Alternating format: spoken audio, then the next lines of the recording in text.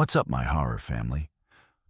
What would you do if the person trying to help you had a bag full of missing people's belongings in their truck? That's exactly what happened to Jason and Jamie. And it's just the beginning of tonight's nightmare.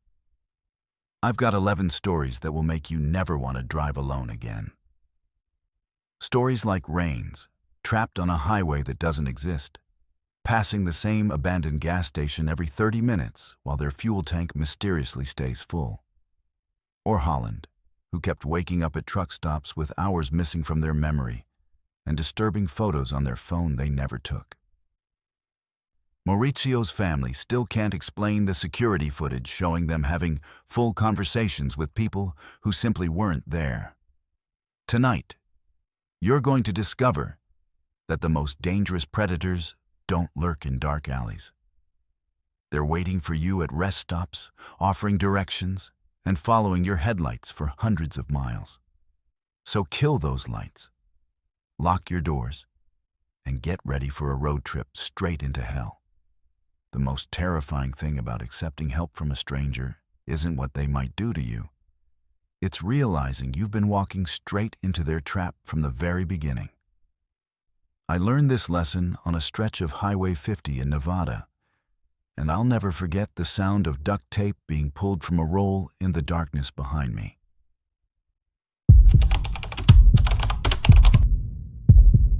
My name is Jason, and this happened 3 years ago when I was 24. I'd been dating Jamie for about 8 months, and we decided to take our first real road trip together. We were driving from Sacramento to Denver to visit her sister, taking the scenic route through Nevada because Jamie loved photographing desert landscapes. She had this old Canon camera that belonged to her grandfather, and she'd get so excited whenever we'd pass interesting rock formations or abandoned buildings. The trip started perfectly. We left early on a Friday morning, stopped for breakfast in Reno, and spent the afternoon driving through some of the most beautiful, desolate country I'd ever seen. Jamie must have taken 100 photos of the mountains and valleys, always asking me to pull over at scenic overlooks so she could get the perfect shot. We were laughing, singing along to her terrible road trip playlist, and talking about maybe doing more trips like this. Everything felt right. Like we were finally becoming a real couple instead of just two people who happened to be dating. The problem started around 4 in the afternoon, about 30 miles east of Fallon. Our 2019 Honda Civic started making this grinding noise that got worse with every mile.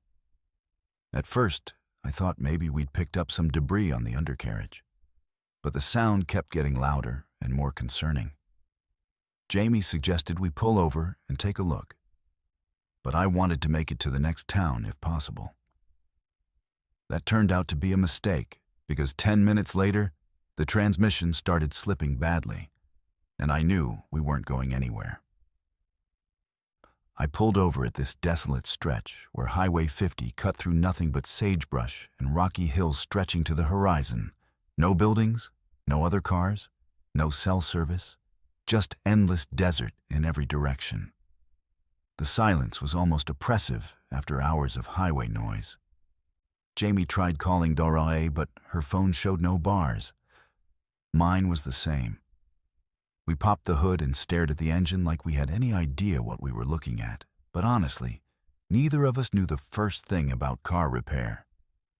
Jamie was getting anxious, checking her phone every few seconds and asking what we were going to do. The sun was starting to get lower, and I was beginning to worry about spending the night out there when headlights appeared in the distance.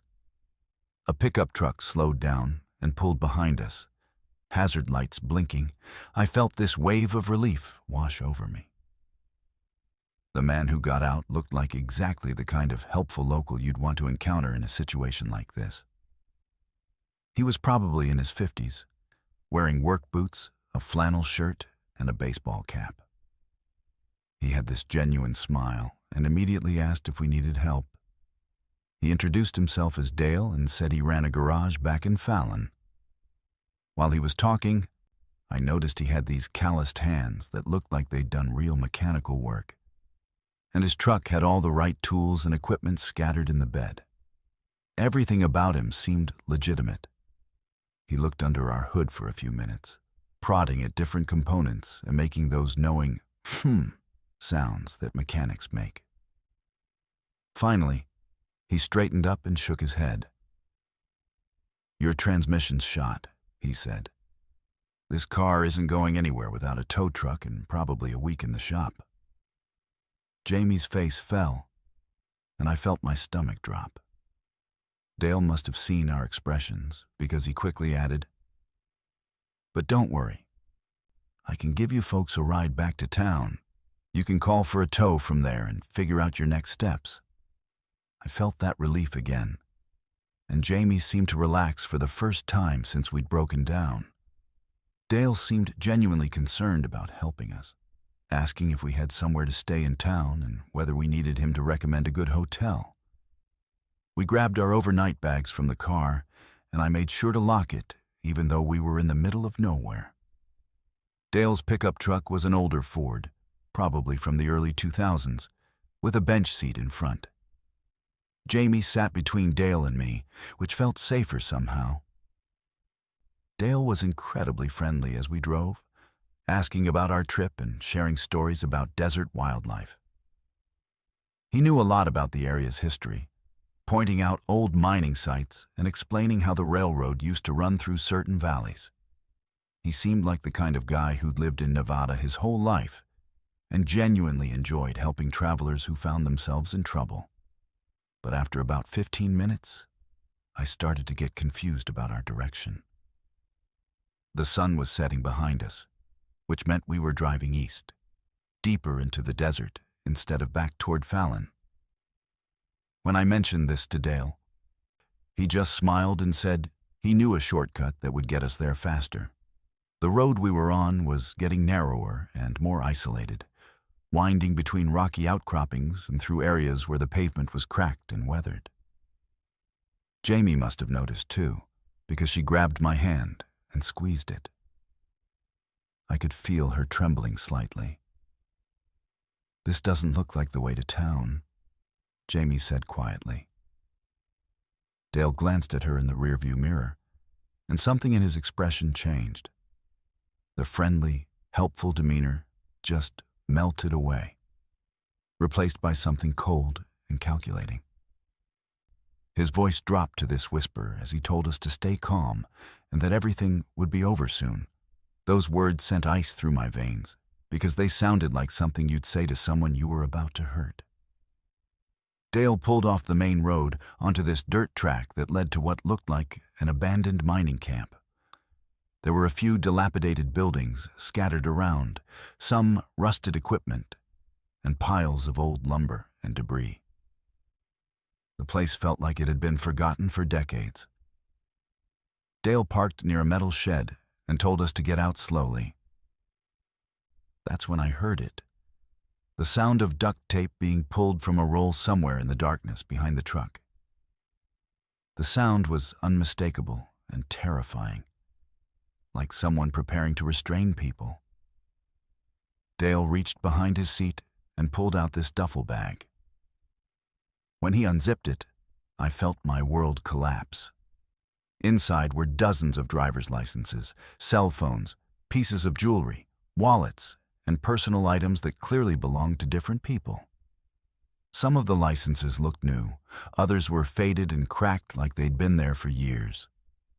There was a woman's purse with the contents spilled out, a man's wedding ring, car keys from different manufacturers. Dale saw us staring and explained matter-of-factly that he'd been helping stranded travelers on Highway 50 for almost a decade, and that business was good. That's when I understood that our car breaking down wasn't some random mechanical failure. Dale had been following us, probably for miles, waiting for us to stop or for the perfect isolated location. Maybe he'd even done something to our car when we weren't looking, during one of our photo stops. The realization hit me that we weren't his first victims. We weren't even close. All those licenses and personal items represented real people who had trusted him just like we had. While Dale was distracted showing us his collection and explaining his operation, I grabbed a handful of sand from the ground and threw it directly in his face. He stumbled backward, cursing and clawing at his eyes. I shoved Jamie toward the truck and screamed at her to get inside. We managed to get both doors locked just as Dale recovered and started pounding on the windows, his face twisted with rage. The keys were still in the ignition. Either he was overconfident or he'd made his first mistake in years. I'd never driven a pickup truck before, especially not under these circumstances. But adrenaline took over completely. I started the engine and floored it back toward what I hoped was the main road.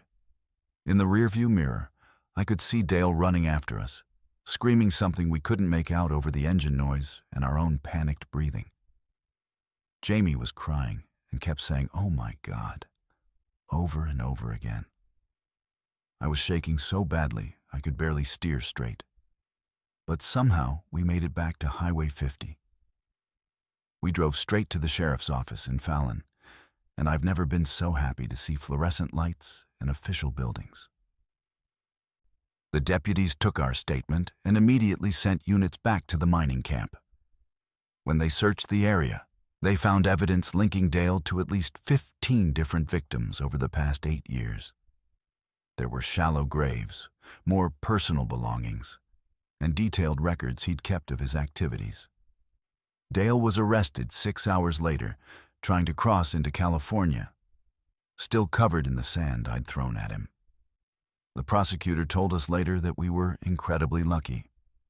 Most of Dale's victims had been solo travelers, people whose disappearance wouldn't be noticed for days or weeks. The fact that we were together and had fought back probably saved our lives. Jamie and I broke up about 2 months after this happened, not because of what Dale did to us, but because neither of us could stop thinking about that duffel bag and all those other people who hadn't been as fortunate as we were. Some roads in America don't follow the laws of physics. They follow something much darker and more ancient. I discovered this on a back highway in Montana, where time itself became my prison, and every mile I drove only took me further from escape. My name is Rain, and I'm a long-haul trucker who's been driving cross-country routes for 12 years. I thought I'd seen everything the American highway system could throw at me.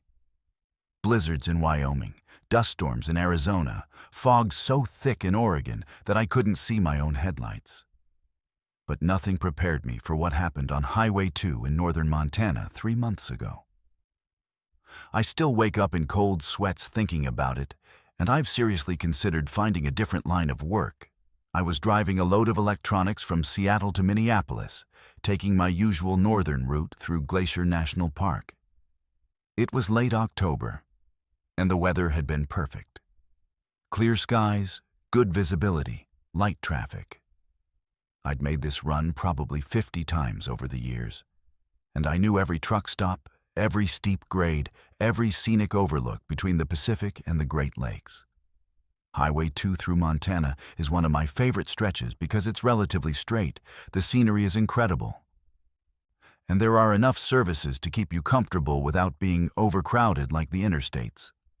I'd stopped for dinner in Kalispell around 6 in the evening, planning to drive through the night and reach Minot, North Dakota by morning.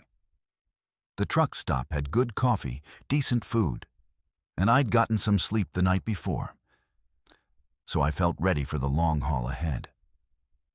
The sun was setting as I pulled back onto Highway 2, painting the mountains in these brilliant oranges and purples that made the whole landscape look like something out of a postcard.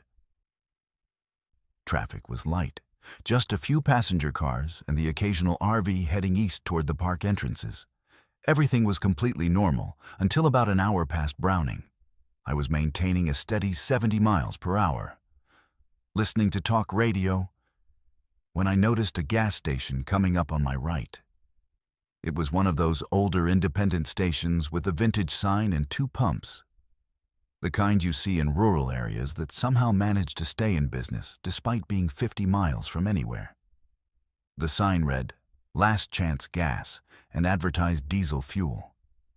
I made a mental note of it because my fuel gauge was showing about 3/4 full, but it's always good to know where the next services are on these remote stretches. About 30 minutes later, I saw another gas station coming up on my right. At first, I thought it was just similar to the previous one. Rural areas sometimes have stations that look almost identical. But as I got closer, I realized it was exactly the same. Same vintage sign, same last chance gas lettering, same 2 pumps in the exact same configuration. Even the small building looked identical, down to the faded paint and the position of the windows. I slowed down to get a better look, and I noticed my fuel gauge was still showing 3/4 full, which didn't make sense after driving for 30 minutes. I checked my odometer and realized something was wrong. According to my trip meter, I'd only driven about 12 miles since leaving Kalispell. But I knew I'd been driving for over an hour at highway speeds. I tried to rationalize it. Maybe I'd misread the odometer earlier, or maybe there was something wrong with my instruments. But my fuel gauge should have moved noticeably by now, and my engine hours meter should have advanced.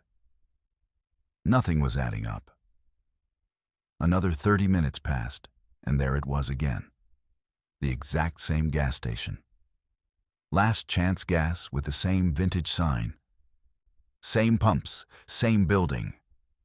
This time I pulled over and got out to investigate. The station appeared to be abandoned, with dusty windows and no lights on inside. The fuel pumps were old mechanical models that probably hadn't worked in years. But what disturbed me most was that there were no tire marks in the dirt around the pumps. No evidence that anyone had been here recently. The place had that eerie stillness of somewhere that had been forgotten by time. I walked around the building and found a door that was slightly ajar. Inside was a small convenience store that looked like it had been abandoned in the 1980s. Shelves were still stocked with merchandise, but everything was covered in decades of dust. There were newspapers on the counter dated from 1987, and the cash register was an old mechanical model. Most unsettling was that the calendar on the wall was turned to October 1987, exactly 38 years ago to the day. I tried to take pictures with my phone, but the camera wouldn't work. The screen just showed static. Back at my truck, I noticed that my CB radio was picking up strange transmissions. Instead of the usual trucker chatter, I was hearing what sounded like radio shows from decades ago. Old music, vintage commercials, news broadcasts talking about events from the Reagan administration. I tried changing channels, but every frequency had the same type of programming. My GPS was showing my location as somewhere in the middle of nowhere, with no roads or landmarks marked. According to the satellite view, I was driving through empty wilderness. I decided to keep driving and see if I could break whatever pattern this was. But 30 minutes later, there was the gas station again. Same sign, same pumps, same building. My fuel gauge hadn't moved. My odometer showed I'd traveled exactly 12 miles from Kalispell, just like before. It was like I was trapped in some kind of temporal loop, reliving the same stretch of highway over and over again. The radio was still playing programming from 1987, and my phone had no signal at all. This continued for hours. Every 30 minutes, I'd pass the same gas station, and my instruments would reset to show the same readings. The landscape never changed. Same mountains, same trees, same road surface. I tried different approaches each time. Speeding up, slowing down, stopping at different points, even turning around and driving back toward Kalispell. But no matter what I did, I'd end up at that same gas station 30 minutes later. Around what should have been midnight, I encountered another vehicle for the first time since this started. It was an old pickup truck from the 1980s, driving in the opposite direction. I flashed my lights and tried to flag down the driver. but the truck just continued past me like I wasn't there. About 15 minutes later, I saw it again, driving the same direction I was going, and it passed me like it was in a hurry to get somewhere. The driver looked like he was wearing clothes from decades ago, and the truck had no modern safety equipment or emissions controls. That's when I realized I wasn't just trapped in a geographical loop. I was somehow caught in a temporal distortion that was cycling through the same time period over and over again. The gas station, the radio broadcasts, the other vehicles, even the quality of light all corresponded to 1987. Somehow, this stretch of Highway 2 was replaying the same October night from 38 years ago, and I'd gotten caught in it. I tried everything I could think of to break free. I drove off the road into the wilderness, but my truck would just stop running after a few hundred yards, and when I restarted it, I'd be back on the highway approaching the gas station. I tried destroying property at the station, breaking windows and overturning equipment, but everything would be back to normal on the next loop. I even tried staying at the station and not driving at all. But after exactly 30 minutes, I'd find myself back in my truck approaching the same location again. The worst part was the growing realization that I might not be the first person this had happened to. During one loop, I found initials carved into a wooden post behind the gas station. Dozens of them, with dates going back decades. Some were from the 1990s, others from the 2000s, and a few looked recent. There were messages too. Help me. Can't get out. Time is broken here. I added my own initials and the date, though I wasn't sure what good it would do. On what must have been my 20th or 30th loop, I noticed something different. The fuel gauge in my truck was showing empty instead of 3/4 full. I'd been so focused on the odometer and the time that I hadn't been paying attention to how much fuel I was actually consuming. If the gauge was accurate, I was almost out of diesel, which would leave me stranded at the gas station permanently. That thought terrified me more than anything else that had happened. Desperate, I tried something I hadn't considered before. Instead of driving through the loop, I parked my truck at the gas station and started walking east along the highway on foot. It was completely dark except for my flashlight, and the silence was oppressive. After about a mile, I found something that changed everything. A small historical marker that I'd never noticed while driving. It commemorated a tragic accident that had occurred on this exact stretch of road on October 15th, 1987, when a family of 4 had died in a collision during a sudden snowstorm. The marker explained that the accident had happened at exactly 11:30 p.m., which was the same time my loops had been resetting. According to the inscription, the family's car had skidded off the road and crashed into a tree during a freak weather event that had caught everyone by surprise. Emergency responders hadn't found them until the next morning. Reading this, I understood that I was somehow trapped in the final 30 minutes of these people's lives, experiencing their last journey over and over again. I don't know if it was reading about the accident or understanding the significance of what had happened, but something changed. When I walked back to my truck and started driving again, the landscape began to shift. The mountains looked different. The road's surface changed, and my instrument started working normally. After about 10 minutes, I passed a different gas station, a modern one with LED lighting and contemporary signage. My phone suddenly had signal again, and my GPS showed I was exactly where I should be on Highway 2. About 40 miles east of where I'd been trapped. I drove straight through to mine it without stopping, and when I checked my logbook, I discovered I'd lost almost 6 hours.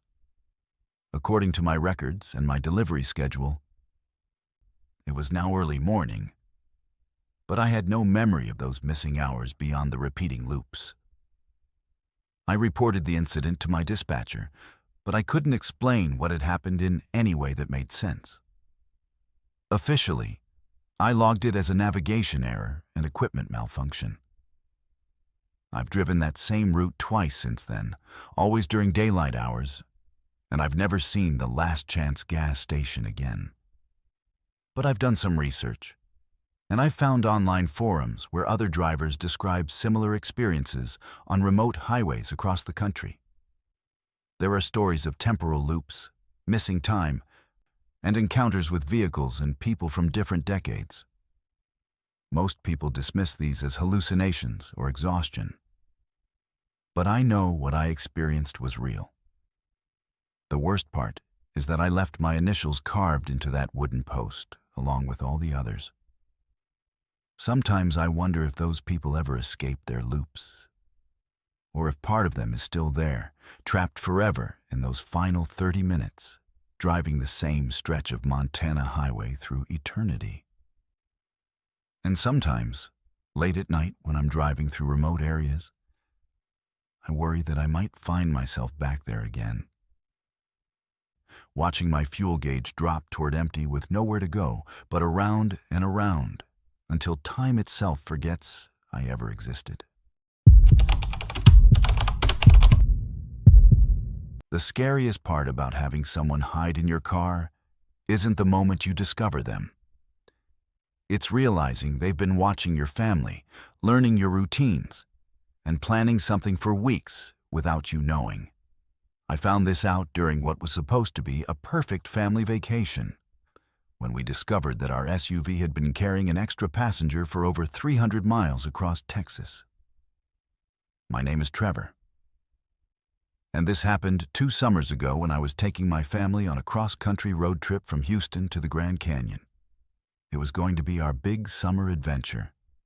Me, my wife Sarah, our 8-year-old son Philip, and our 10-year-old daughter Boston. We'd been planning this trip for months, mapping out all the scenic stops and tourist attractions along the way. Sarah had booked us into family-friendly hotels, and the kids were so excited they'd packed their bags a week early. I'd even taken 2 full weeks off work, which was something I rarely did, because I wanted this to be the kind of vacation our kids would remember forever.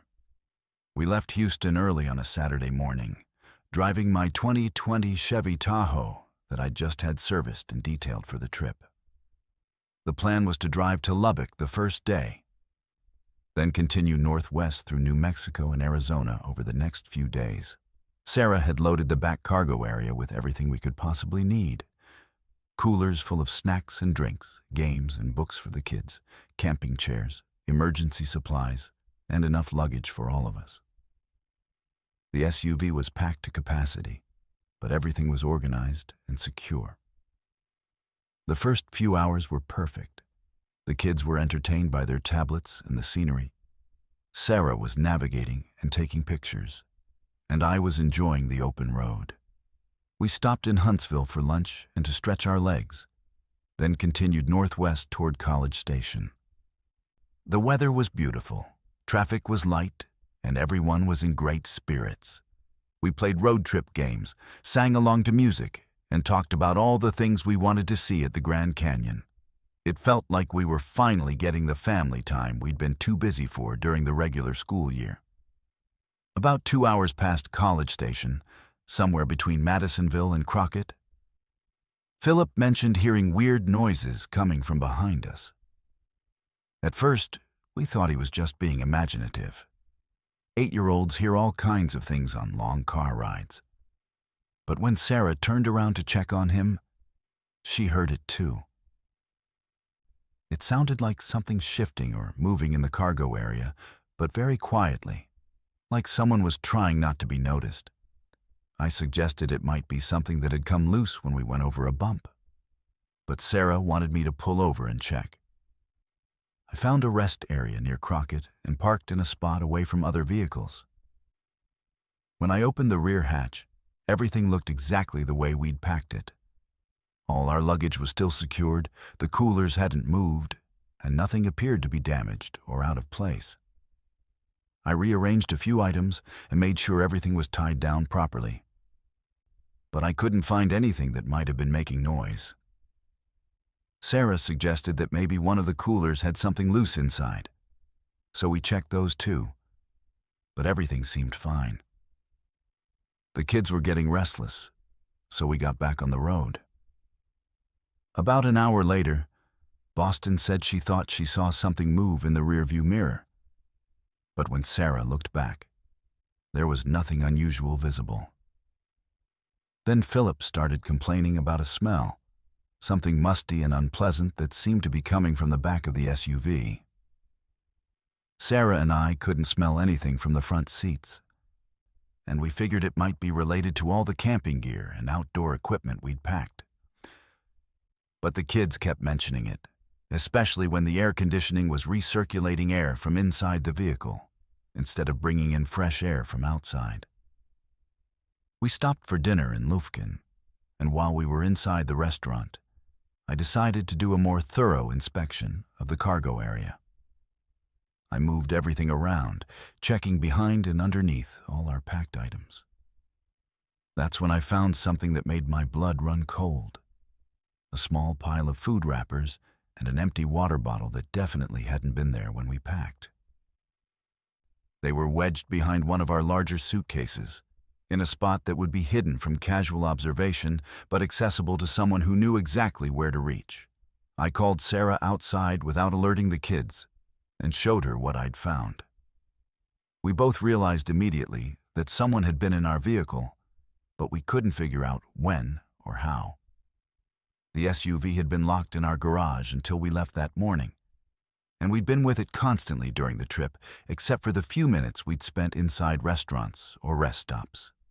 Sarah suggested that maybe the wrappers had been left there by the people who detailed the car. But I knew that wasn't right. The detailing had been done 3 days earlier, and these wrappers looked fresh. We decided to continue to our hotel in Lufkin rather than investigate further in a public parking lot. But both of us were on edge for the rest of the evening. After we checked in and got the kids settled in their room, I went back out to the parking lot with a flashlight to do a complete search of the vehicle. I pulled out every single item we'd packed, examining everything methodically.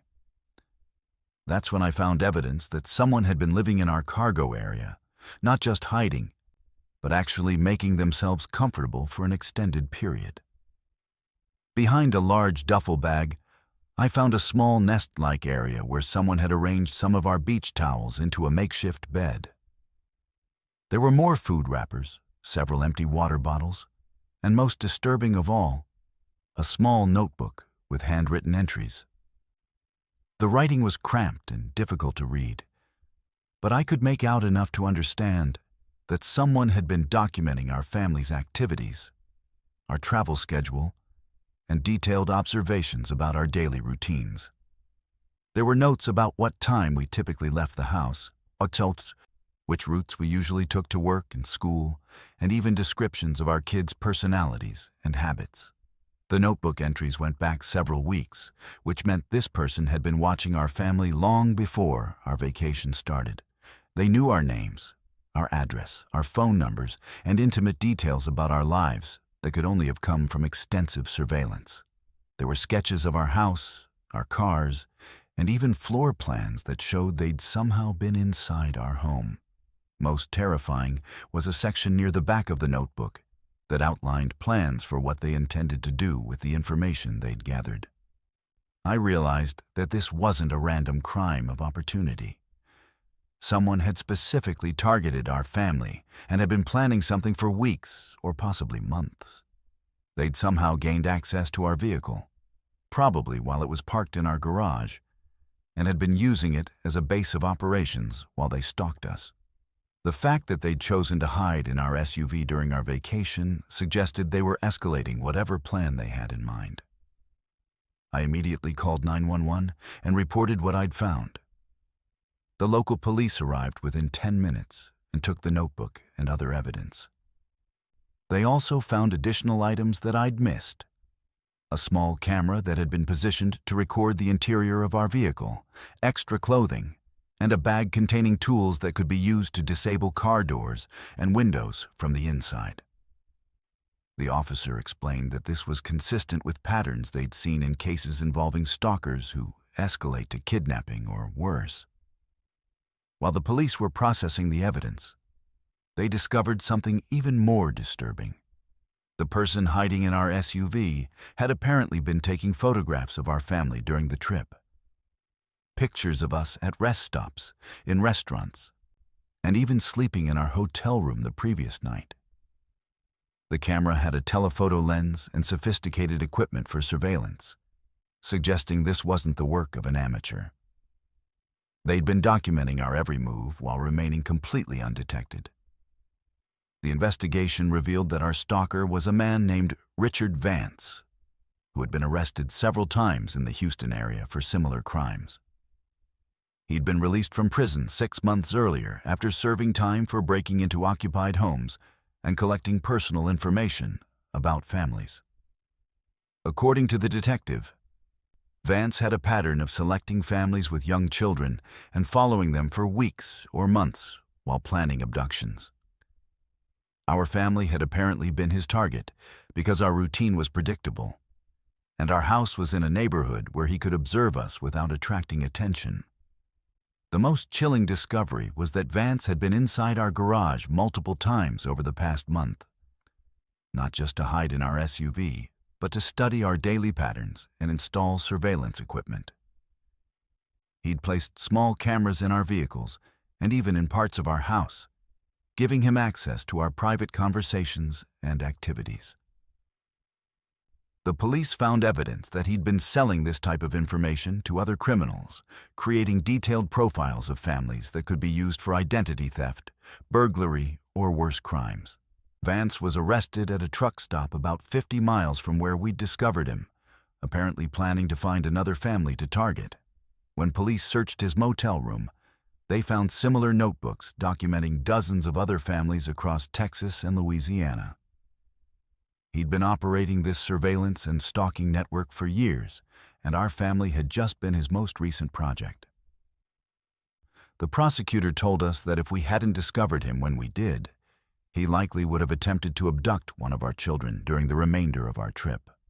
We obviously canceled the rest of our vacation and drove straight home.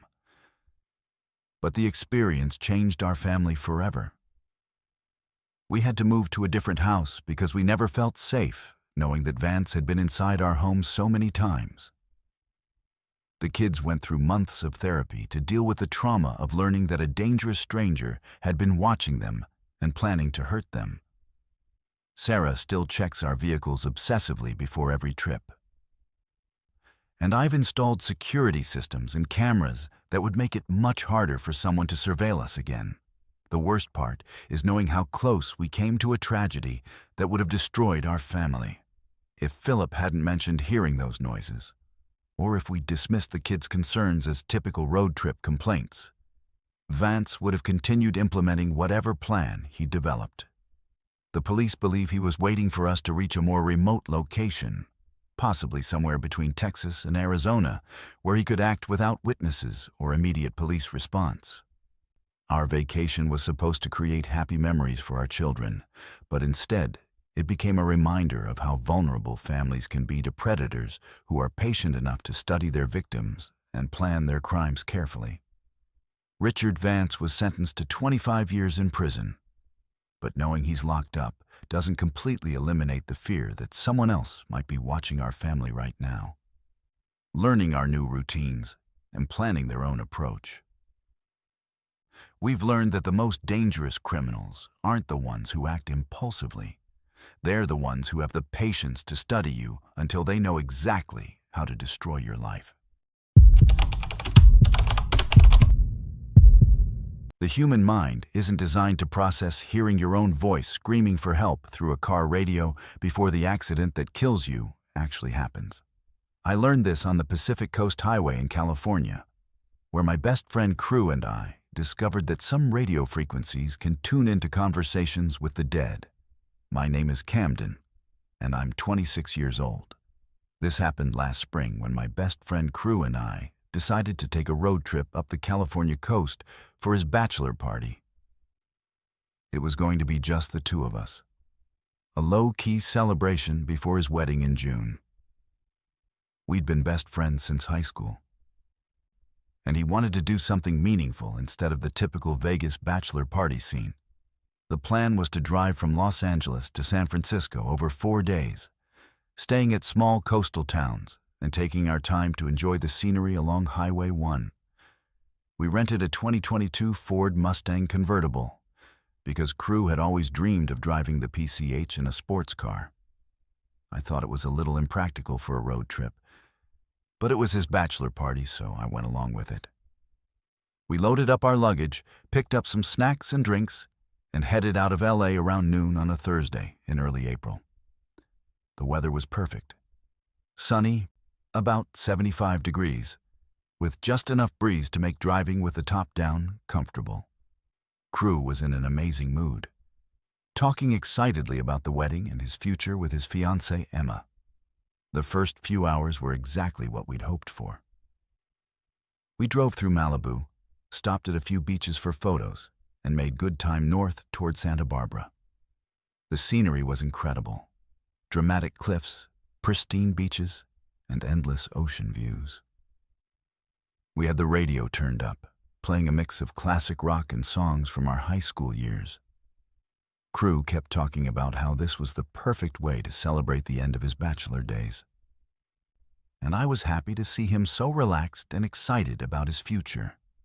Around 5 in the afternoon, somewhere between Carpinteria and Santa Barbara, we hit an area where the highway winds through some particularly dramatic coastal terrain. The road curves back and forth between steep cliffs and the ocean, with very little shoulder and no guardrails in some sections. It's incredibly beautiful, but it demands your full attention when you're driving.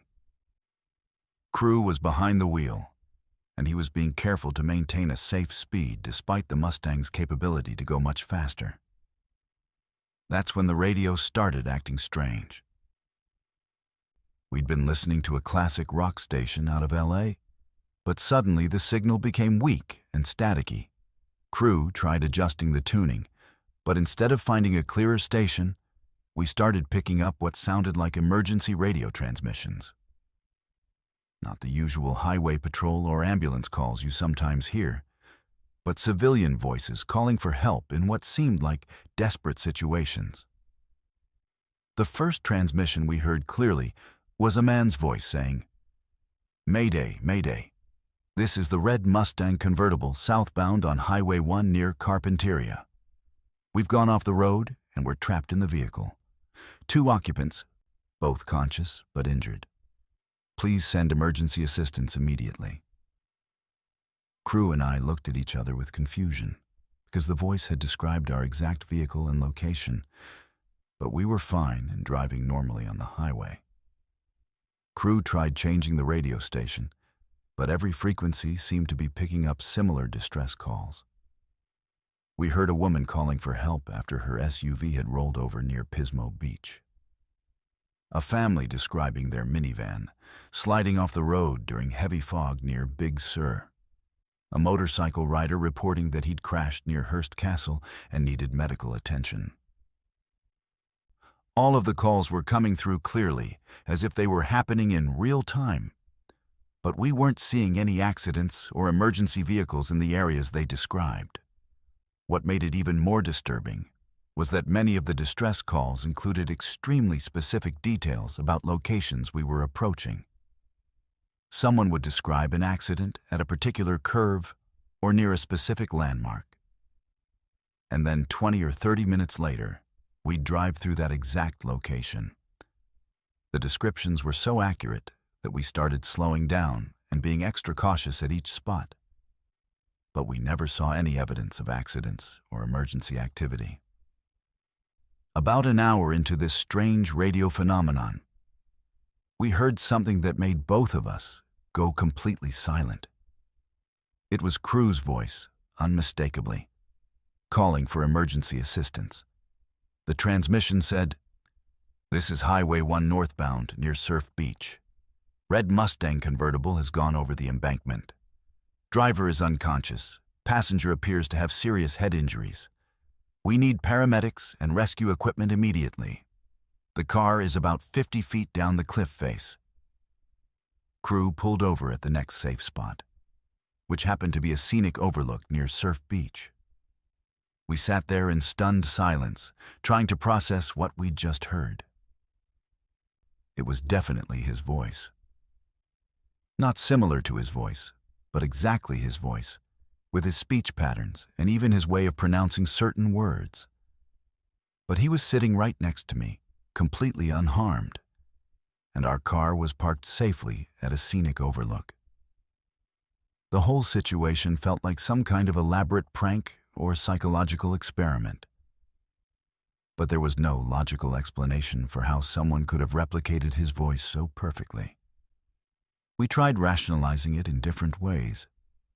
Maybe it was some kind of radio drama or emergency training exercise. Maybe there was atmospheric interference causing us to pick up old recorded transmissions from previous accidents. Maybe someone was playing an elaborate joke using advanced voice synthesis technology. But none of these explanations made sense given how specific and immediate the transmissions seemed to be. Against our better judgment, we decided to continue driving north. The radio kept broadcasting distress calls from different locations along our planned route. We heard about accidents near Pismo Beach, San Luis Obispo, and Morro Bay, all places we intended to drive through over the next few hours. Each transmission was detailed and urgent, describing specific types of vehicles and precise locations where accidents had supposedly occurred. Around sunset, somewhere between Morro Bay and Cambria, we heard another transmission in my voice. I was calling for help after our Mustang had apparently hit a deer and crashed into a tree near a place called Moonstone Beach. The voice was describing injuries that crew had sustained and asking for emergency medical response. Hearing my own voice describe a scenario where my best friend was seriously hurt was one of the most unsettling experiences of my life. That's when we noticed something that changed everything. The radio wasn't just broadcasting random distress calls. It was predicting accidents that were about to happen at specific locations along our route. Every place described in the emergency transmissions corresponded to hazardous areas of Highway 1 where accidents frequently occur. Sharp curves, steep grades, areas with limited visibility, places where deer commonly cross the road. It was as if the radio was tuning into the final moments of people who had died in accidents at these locations, broadcasting their last desperate attempts to call for help. We started researching the locations on our phones when we stopped for dinner in Cambria. Using accident databases and news reports, we found that every spot mentioned in the radio transmissions had been the site of fatal accidents within the past few years. The red Mustang accident near Carpinteria had killed 2 college students in 2019. The SUV rollover near Pismo Beach had claimed a family of 4 in 2020. The motorcycle crash near Hearst Castle had killed a rider just 6 months earlier. The most disturbing discovery was that some of the accidents described in the radio transmissions hadn't happened yet, at least not according to any records we could find. The voice calls were describing future accidents, or potential accidents that could occur if we continued driving through those specific areas at night or in poor conditions. We decided to stay in Cambria for the night instead of continuing to drive in the dark. But even in our hotel room, we could hear the emergency transmissions coming through on any radio we turned on. The calls were becoming more frequent and more urgent, describing accidents that seemed to be happening in real time at locations just north of where we'd stopped. It was like listening to a continuous stream of people dying in car accidents along the exact route we were planning to take. The next morning, we checked local news and discovered that 3 separate fatal accidents had occurred on Highway 1 between Cambria and Big Sur during the night, all at locations and involving circumstances that matched the radio transmissions we'd heard. A sedan had gone off a cliff near San Simeon. A pickup truck had collided with a tree near Ragged Point. A family in an RV had crashed near Gorda. The details matched the distress calls we'd heard so precisely that we knew this wasn't coincidence. Crew wanted to turn around and drive back to LA. But I convinced him that we needed to continue north to understand what was happening. We left Cambria around noon, driving very slowly and being extremely cautious at every location that had been mentioned in the radio transmissions. The radio continued broadcasting emergency calls, but now they seemed to be describing accidents that were happening simultaneously with our journey. Near Big Sur, we encountered something that confirmed our worst fears. We came around a curve and found emergency vehicles responding to an accident that had just occurred. A red sports car that had gone off the road and down an embankment. As we drove slowly past the scene, we could hear the emergency responders on our radio calling for additional rescue equipment and describing the exact scenario we were witnessing. But we'd heard this same transmission an hour earlier, before the accident had actually happened. That's when we understood that the radio wasn't just picking up emergency calls from past accidents. It was somehow tuning into the moment of death itself, capturing the final desperate attempts of accident victims to call for help. And in some cases, it was broadcasting these calls before the accidents actually occurred, as if the voices of the dead were trying to warn other travelers about the dangers ahead. We made it to San Francisco, but both of us were profoundly changed by the experience. Crew postponed his wedding for several months because he was too traumatized to focus on celebration. I developed severe anxiety about driving on highways, especially in areas with poor cell service where emergency help might not be readily available. We've never talked publicly about what happened on that trip because we know how insane it sounds. But sometimes, late at night, I still tune through radio frequencies and listen for those distress calls. I've heard them on other highways in different states. Voices calling for help from accidents that happened years ago. Or in some cases, accidents that haven't happened yet. I've started keeping a log of these transmissions and cross-referencing them with accident reports, and the correlation is undeniable. The dead are trying to warn us about the dangers we can't see coming. The most haunting part is that I still sometimes hear my own voice, and Crew's voice calling for help from that Mustang near Surf Beach. According to the radio transmissions, we died in that accident. Our bodies were never found, and we're still calling for rescue from the bottom of a cliff where no one will ever hear us. Sometimes I wonder if we actually did die on that trip.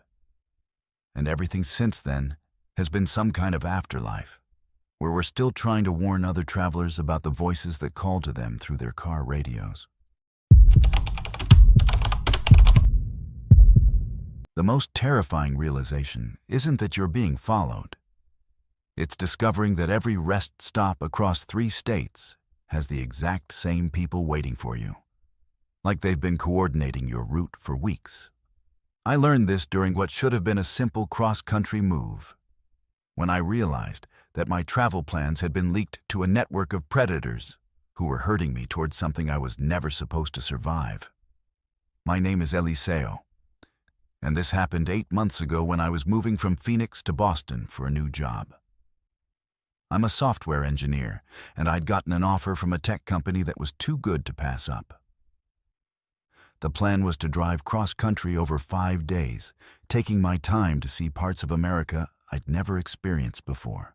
I'd sold most of my furniture and packed everything I cared about into my 2021 Honda Accord.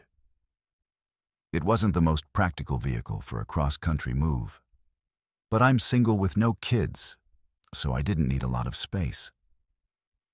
I'd spent weeks planning the route, using various travel apps and websites to identify interesting stops, good restaurants, and safe places to spend the night.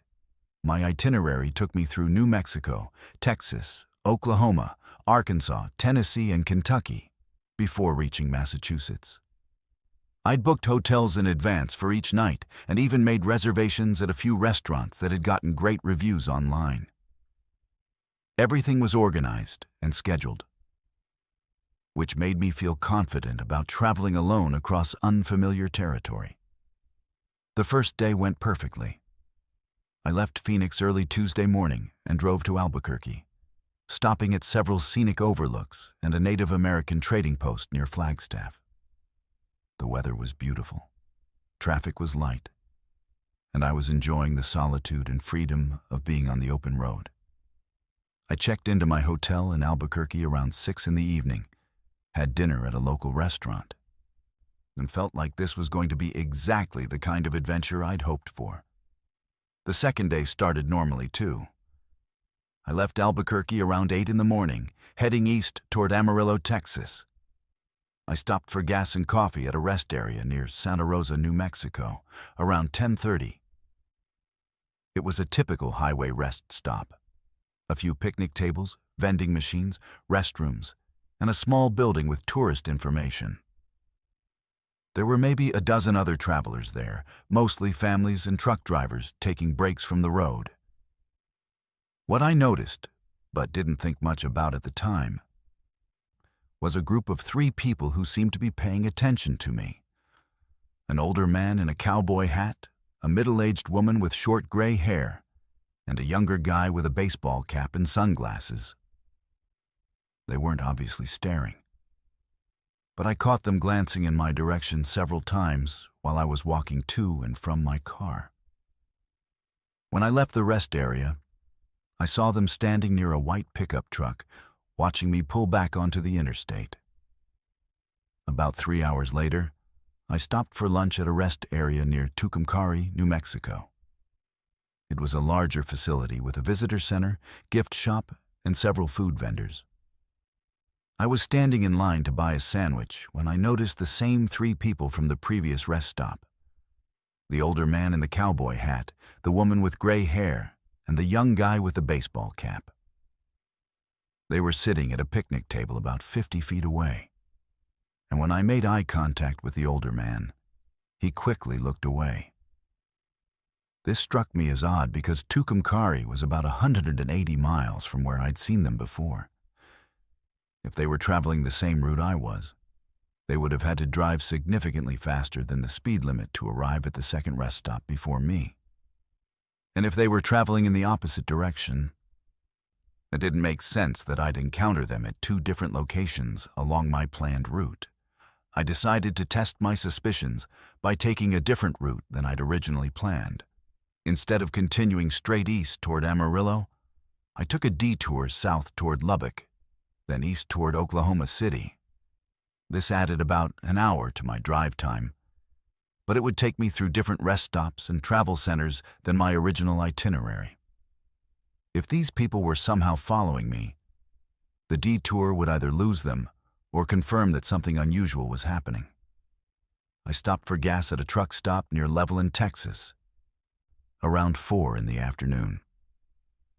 While I was filling my tank, I saw a white pickup truck pull into the parking area, and sure enough, the same 3 people got out. The older man, the woman, and the young guy with a baseball cap. This time there was no question they were focused on me.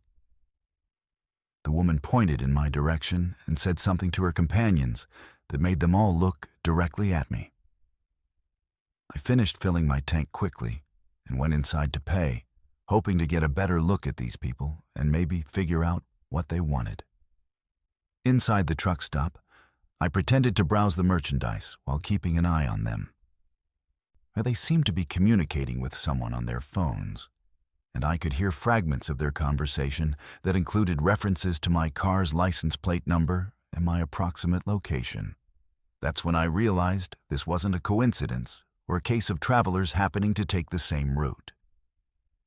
These people were actively tracking my movements and coordinating with others to monitor my progress across the country.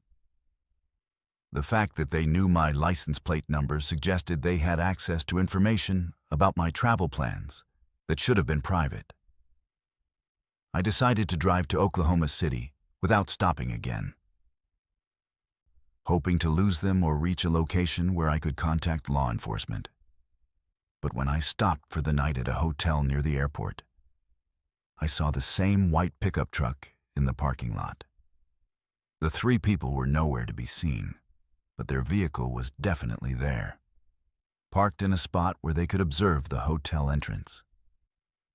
I didn't sleep well that night, and I left the hotel early the next morning without checking out properly. I wanted to put as much distance as possible between myself and whoever was following me. I drove straight through Oklahoma and into Arkansas, stopping only for gas and using restrooms at the most crowded, well-lit facilities I could find. But at every stop, I encountered the same pattern.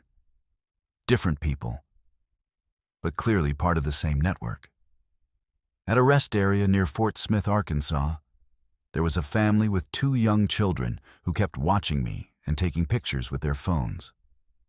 At a truck stop near Little Rock, an elderly couple approached me and tried to start a conversation about my travel plans, asking detailed questions about where I was going and how long I planned to stay in each city.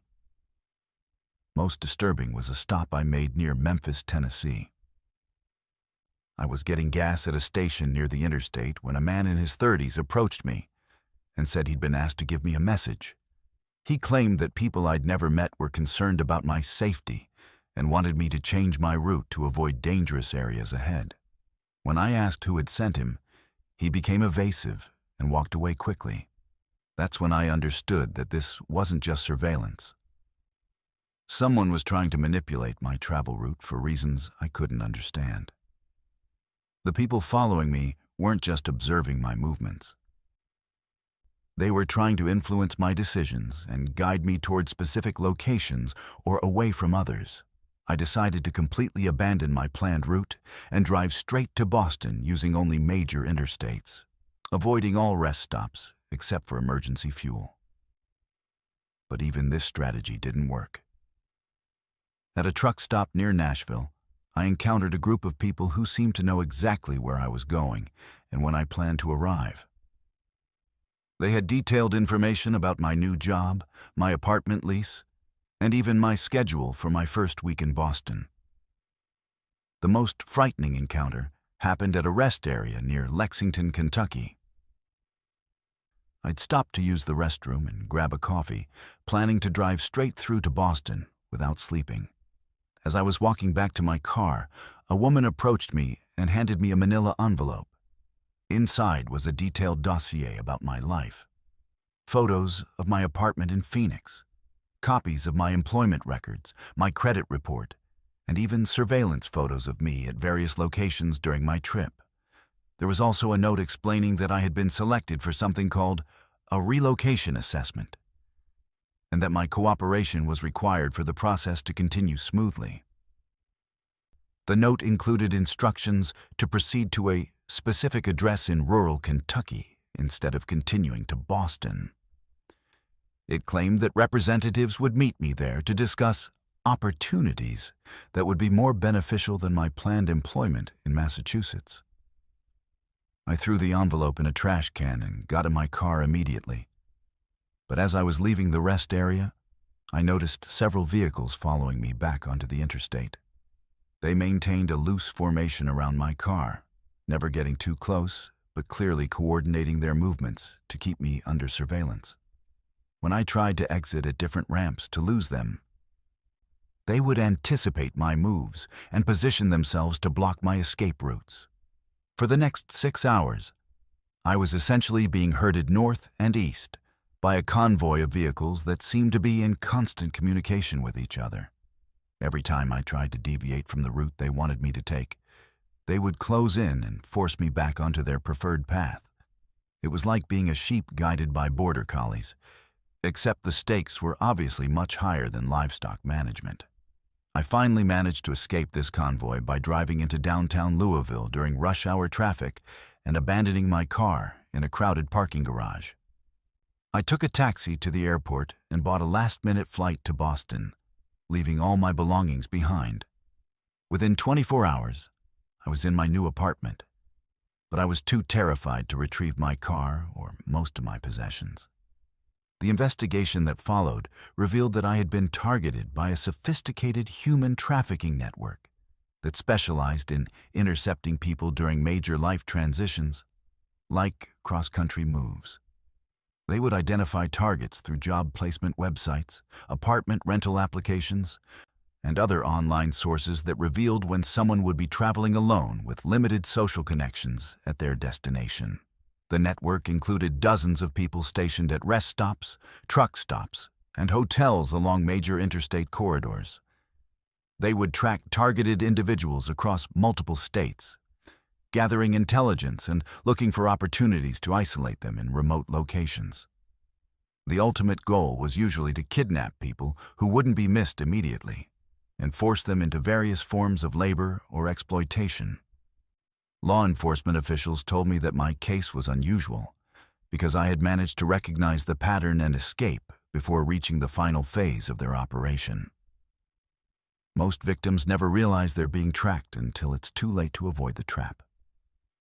The address in Kentucky where they wanted me to go was an abandoned warehouse, where several other missing persons cases had eventually led. The people involved in tracking me were arrested over the following months, but the investigation revealed that the network was much larger than initially suspected. They had been operating for years across multiple states, targeting hundreds of people who were traveling alone during major life changes. Many of the missing persons cases that law enforcement had attributed to random highway crimes were actually the result of this organized trafficking operation. I never retrieved my car or the belongings I'd left in it. The vehicle was eventually found stripped and abandoned in a rural area of Kentucky, and most of my possessions had been destroyed or sold. But I consider myself incredibly fortunate to have escaped with my life. The FBI agent handling my case said that based on the evidence they recovered, very few people who reached that final address in Kentucky were ever seen again. I still can't travel on highways without feeling paranoid about being followed. Every rest stop feels like a potential trap, and every friendly stranger seems like they might be part of another network. The most disturbing realization is how vulnerable we all are during those transition periods in our lives when we're traveling alone through unfamiliar territory with no one expecting to hear from us for days at a time. Sometimes the people who need help the most are the ones who've been dead for decades, still trying to find their way home from accidents that claimed their lives before you were even born. I discovered this truth on a stormy night in the Appalachian Mountains, when I picked up a hitchhiker who knew things about my childhood that I'd never told another living soul. My name is Colson, and I'm a traveling sales representative for a medical equipment company based in Atlanta. This happened last October when I was driving from a conference in Asheville, North Carolina, back to my home in Knoxville, Tennessee. I'd been making this drive for about 3 years, usually taking Interstate 40 through the mountains. But that particular night, there was a major accident that had closed the highway for several hours. The detour signs directed traffic onto Highway 25, which winds through some of the most remote and mountainous terrain in the region.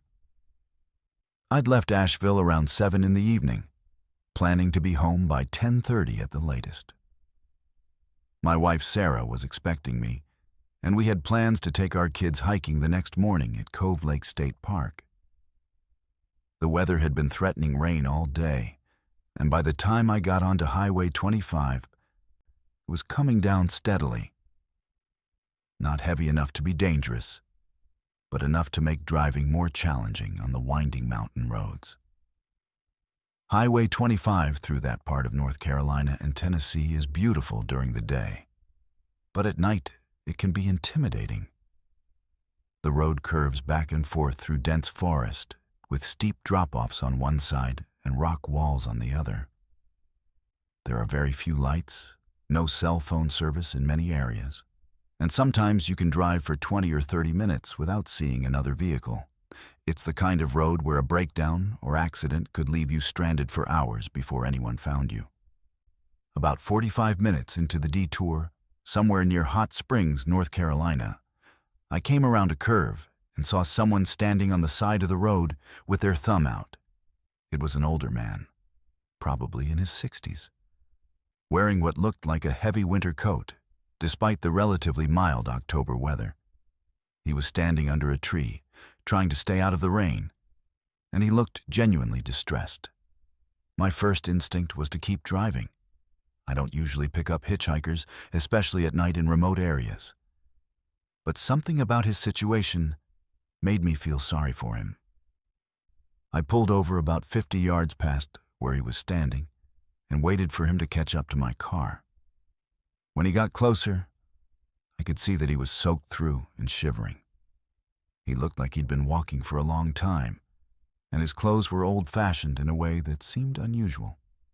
Not vintage or retro, but genuinely outdated, like they were from a different era entirely.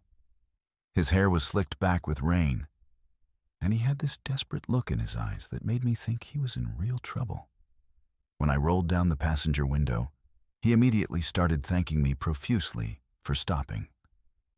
His voice had a distinctive Appalachian accent, and he spoke in a formal, polite way that reminded me of my grandfather's generation. He said his name was Harold Brewster, and that his car had broken down several miles back. He needed to get to Knoxville to see his daughter, who was in the hospital after a serious accident. The way he described the situation made it clear that this was a family emergency, and I couldn't bring myself to leave him stranded on the highway. Harold got into my car gratefully, settling into the passenger seat with a sigh of relief. He was still shivering, so I turned up the heat and offered him a towel from my gym bag.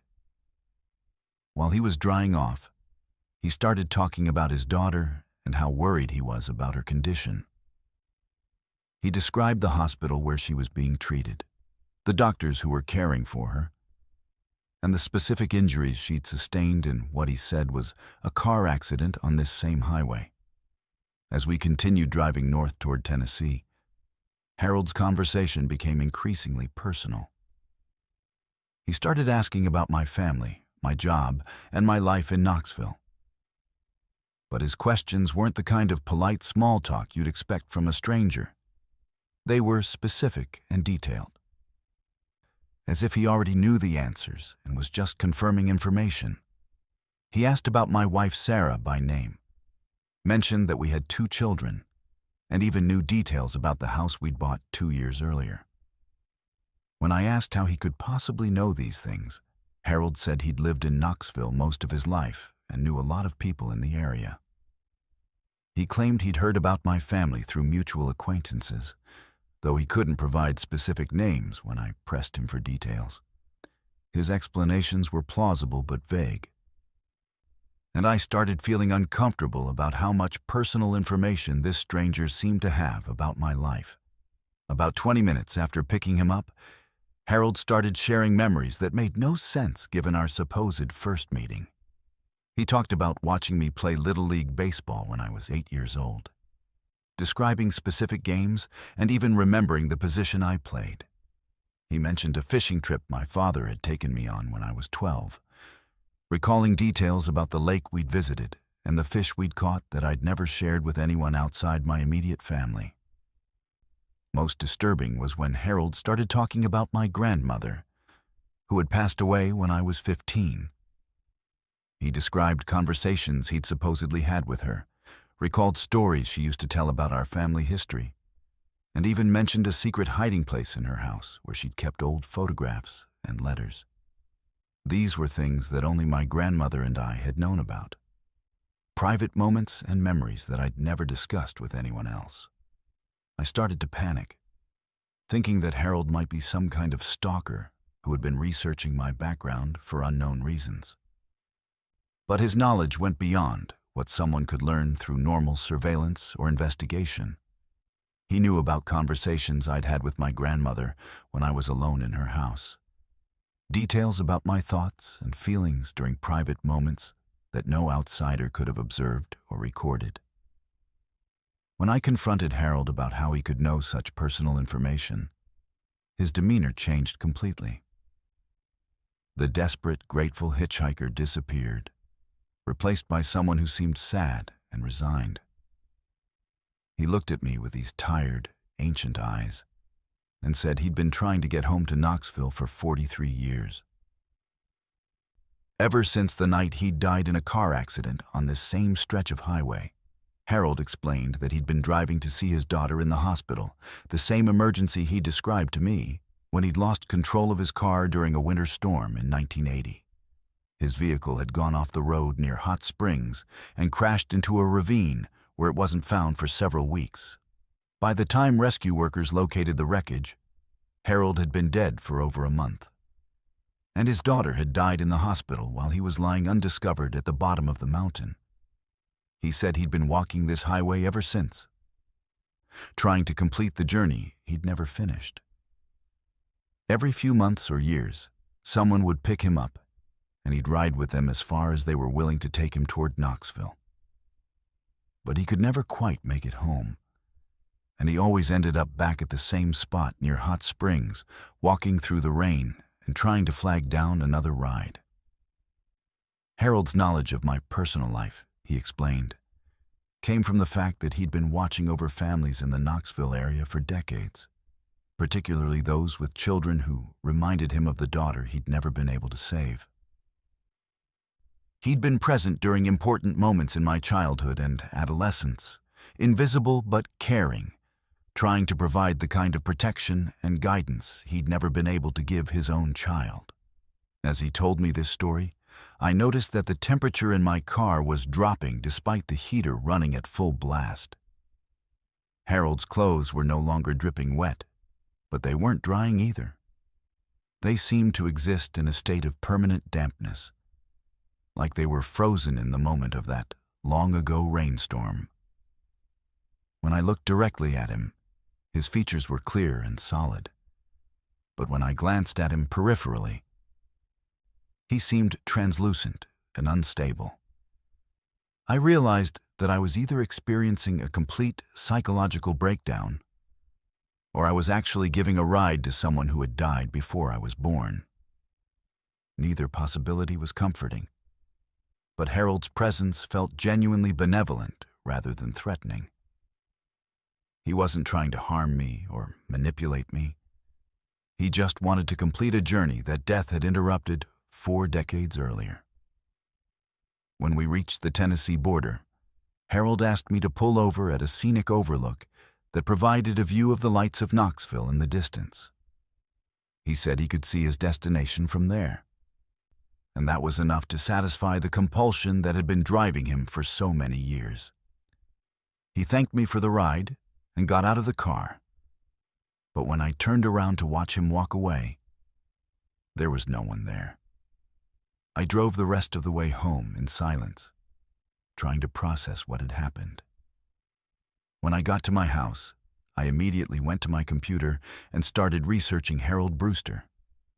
It didn't take long to find newspaper articles from December 1980 describing the disappearance and eventual discovery of a man matching his description. The articles confirmed every detail he'd told me about his accident, his daughter's hospitalization, and the circumstances of his death. The most unsettling discovery was a photograph accompanying one of the newspaper articles. It showed Harold Brewster at his funeral, and he looked exactly the same as the man who had ridden in my car that night. Same face, same hair, even the same clothes he'd been wearing when his body was found. The only difference was that in the newspaper photo, he looked peaceful and at rest, while the Harold I'd met had seemed driven by an urgency that death hadn't been able to resolve. I've driven Highway 25 several times since that night, but I've never seen Harold again. I like to think that our conversation and that view of Knoxville from the scenic overlook gave him whatever closure he needed to finally move on to whatever comes after this life. But sometimes, during storms, or on particularly dark nights, I still look for hitchhikers on that stretch of road, wondering if there are other spirits like Harold still trying to complete journeys that were interrupted by tragedy. The experience changed my perspective on death and the connections between people in ways I'm still trying to understand. I've become more aware of the presence of others around me, both living and dead, and more conscious of the unfinished business that might keep someone tied to this world long after their physical life has ended. Harold taught me that love and responsibility don't necessarily end with death, and that sometimes the most important journeys are the ones we take to help others find their way home. The worst feeling in the world isn't being followed by someone who wants to hurt you. It's realizing they've been herding you like cattle for hundreds of miles, coordinating every move to guide you exactly where they want you to go. I learned this during what started as a routine night drive through the Midwest, when I discovered that multiple vehicles were working together to trap me on a highway that led to something I was never meant to survive. My name is Keanu, and I work as a freelance photographer specializing in automotive events across the country. This happened 6 months ago when I was driving from a car show in Chicago back to my home in Denver. I'd been at the show for 3 days, photographing custom builds and racing events, and I was exhausted but eager to get home. My plan was to drive straight through the night, covering the 920 miles in about 14 hours with minimal stops. I left Chicago around 9 p.m. on a Sunday, figuring I'd hit lighter traffic by traveling at night and avoiding the Monday morning rush hour in the cities I'd pass through. My equipment was secured in the back of my 2020 Toyota 4Runner, and I had enough coffee and energy drinks to keep me alert for the long drive ahead. The weather was perfect. Clear skies, no wind, and temperatures in the mid-60s. Everything seemed set up for an easy, uneventful trip home. The first few hours went exactly as planned. I made good time through Illinois and into Iowa, stopping only once for gas and a bathroom break near the Quad Cities. Traffic was light, mostly long-haul truckers and other night drivers heading west on Interstate 80. I was listening to podcasts and enjoying the solitude of night driving, feeling relaxed and confident about reaching Denver by late morning. Around midnight, somewhere between Iowa City and Des Moines, I noticed a dark SUV in my rearview mirror that seemed to be maintaining the same speed and following distance, regardless of my driving patterns. When I sped up, it sped up. When I slowed down, it slowed down. When I changed lanes, it would change lanes a few seconds later. At first, I thought it was just coincidence. Plenty of drivers on long trips use cruise control and maintain consistent speeds. But after about 45 minutes of this pattern, I decided to test whether the SUV was actually following me. I took an exit near Grinnell, Iowa, circled through a gas station parking lot, and got back on the interstate, heading in the same direction. The SUV followed me through the entire detour, maintaining its position about a quarter mile behind my vehicle. There was no legitimate reason for another driver to make the same unnecessary exit and return to the highway unless they were specifically tracking my movements. I started paying closer attention to the traffic around me and realized that the dark SUV wasn't the only vehicle exhibiting unusual behavior. There was a pickup truck about half a mile ahead of me that seemed to be maintaining a specific speed designed to keep me from passing.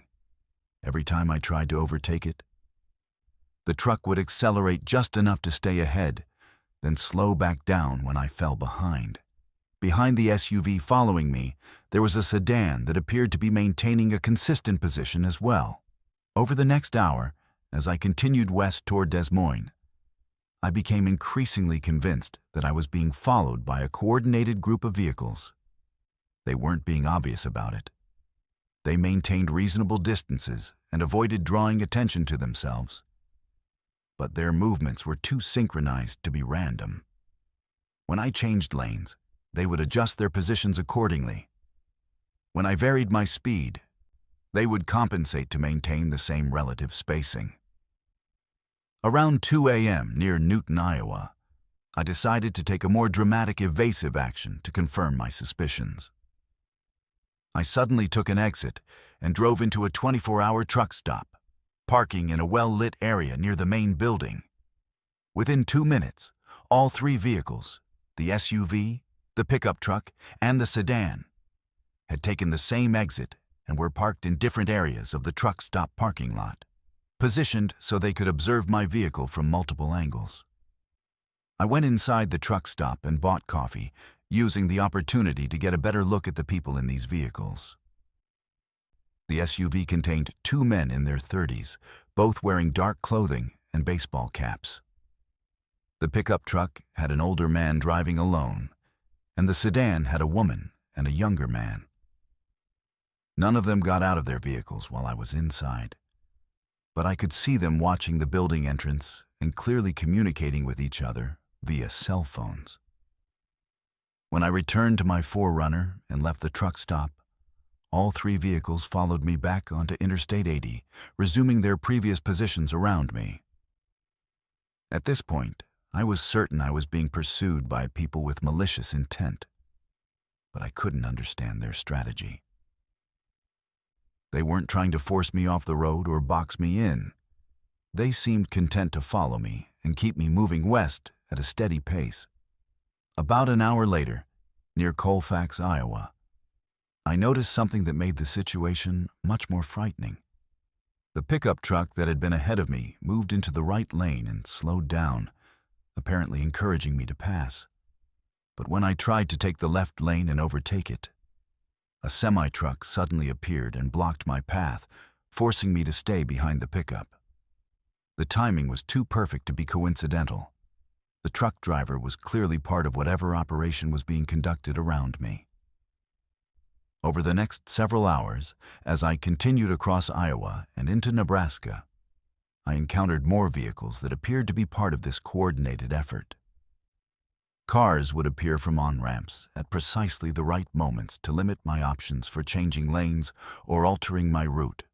Trucks would position themselves to prevent me from passing or slowing down beyond certain parameters. It was like being guided through an invisible maze where my choices were being controlled by people I couldn't see. Around 5 a.m., somewhere near Grand Island, Nebraska, I realized that these vehicles weren't just following me randomly. They were herding me toward a specific destination. Every time I tried to take an exit or change my route, they would position themselves to make those options difficult or impossible. When I tried to pull over at rest areas or gas stations, they would create traffic situations that discouraged stopping. I was being guided west on Interstate 80 at a pace and along a route that someone else had predetermined. The most frightening aspect was that this operation involved far more people than I'd initially realized. As different vehicles peeled off at various exits, new ones would appear to take their places. It was like a relay race where the baton was me, being passed from one team of pursuers to the next across multiple states. The coordination required for this kind of operation suggested a large, well-funded organization with extensive resources and planning capabilities. Near North Platte, Nebraska, I tried to break free from this convoy by taking an unexpected exit and driving south on Highway 83. But within 10 minutes, I encountered a roadblock that appeared to be a routine police checkpoint. When I stopped, the officer who approached my car asked for my license and registration, then spent an unusually long time examining my documents while speaking quietly into his radio. After about 15 minutes, he returned my paperwork and told me the road ahead was closed for construction, directing me back to Interstate 80. Later investigation revealed that there was no legitimate police checkpoint at that location that night, and no construction work that would have required road closures. The entire encounter had been fabricated to prevent me from deviating from Interstate 80 and to waste time that allowed the pursuing vehicles to reposition themselves around me. When I got back on the interstate, the same pattern resumed. Vehicles ahead, behind, and alongside me, maintaining positions that limited my options and guided my movement. But now I understood that this wasn't just surveillance or harassment. These people were directing me toward a specific location for a specific purpose, and given the resources they were investing in this operation, their intentions were almost certainly lethal. Around sunrise, near Big Springs, Nebraska, close to the Colorado border, I noticed that the vehicles around me were tightening their formation. Instead of maintaining loose positions that allowed me some freedom of movement, they were boxing me in more aggressively. The pickup truck ahead reduced its following distance. The SUV behind moved closer, and cars in adjacent lanes positioned themselves to prevent lane changes. That's when I realized we were approaching whatever destination they'd been guiding me toward for the past 8 hours. The terrain in that area is relatively isolated, with long stretches between towns and limited options for getting help or witnesses. If these people intended to force me off the road or stage an accident, this would be an ideal location to do it without interference from law enforcement or bystanders. Instead of allowing them to complete whatever plan they'd developed, I made a desperate decision to create my own accident. I suddenly swerved toward the median, crossed into oncoming traffic, and drove the wrong way on the eastbound lanes for about half a mile before taking an exit that led to a small farming community. The maneuver was incredibly dangerous, but it scattered the vehicles that had been surrounding me and gave me an opportunity to escape their control. I drove to the local sheriff's office in Big Springs and reported what had happened. The deputy who took my statement was initially skeptical, but when we reviewed traffic camera footage from various locations along Interstate 80, the coordinated movement of vehicles around my 4Runner was clearly visible. The footage showed the same vehicles following me across multiple counties, maintaining consistent formations and working together to control my route and speed.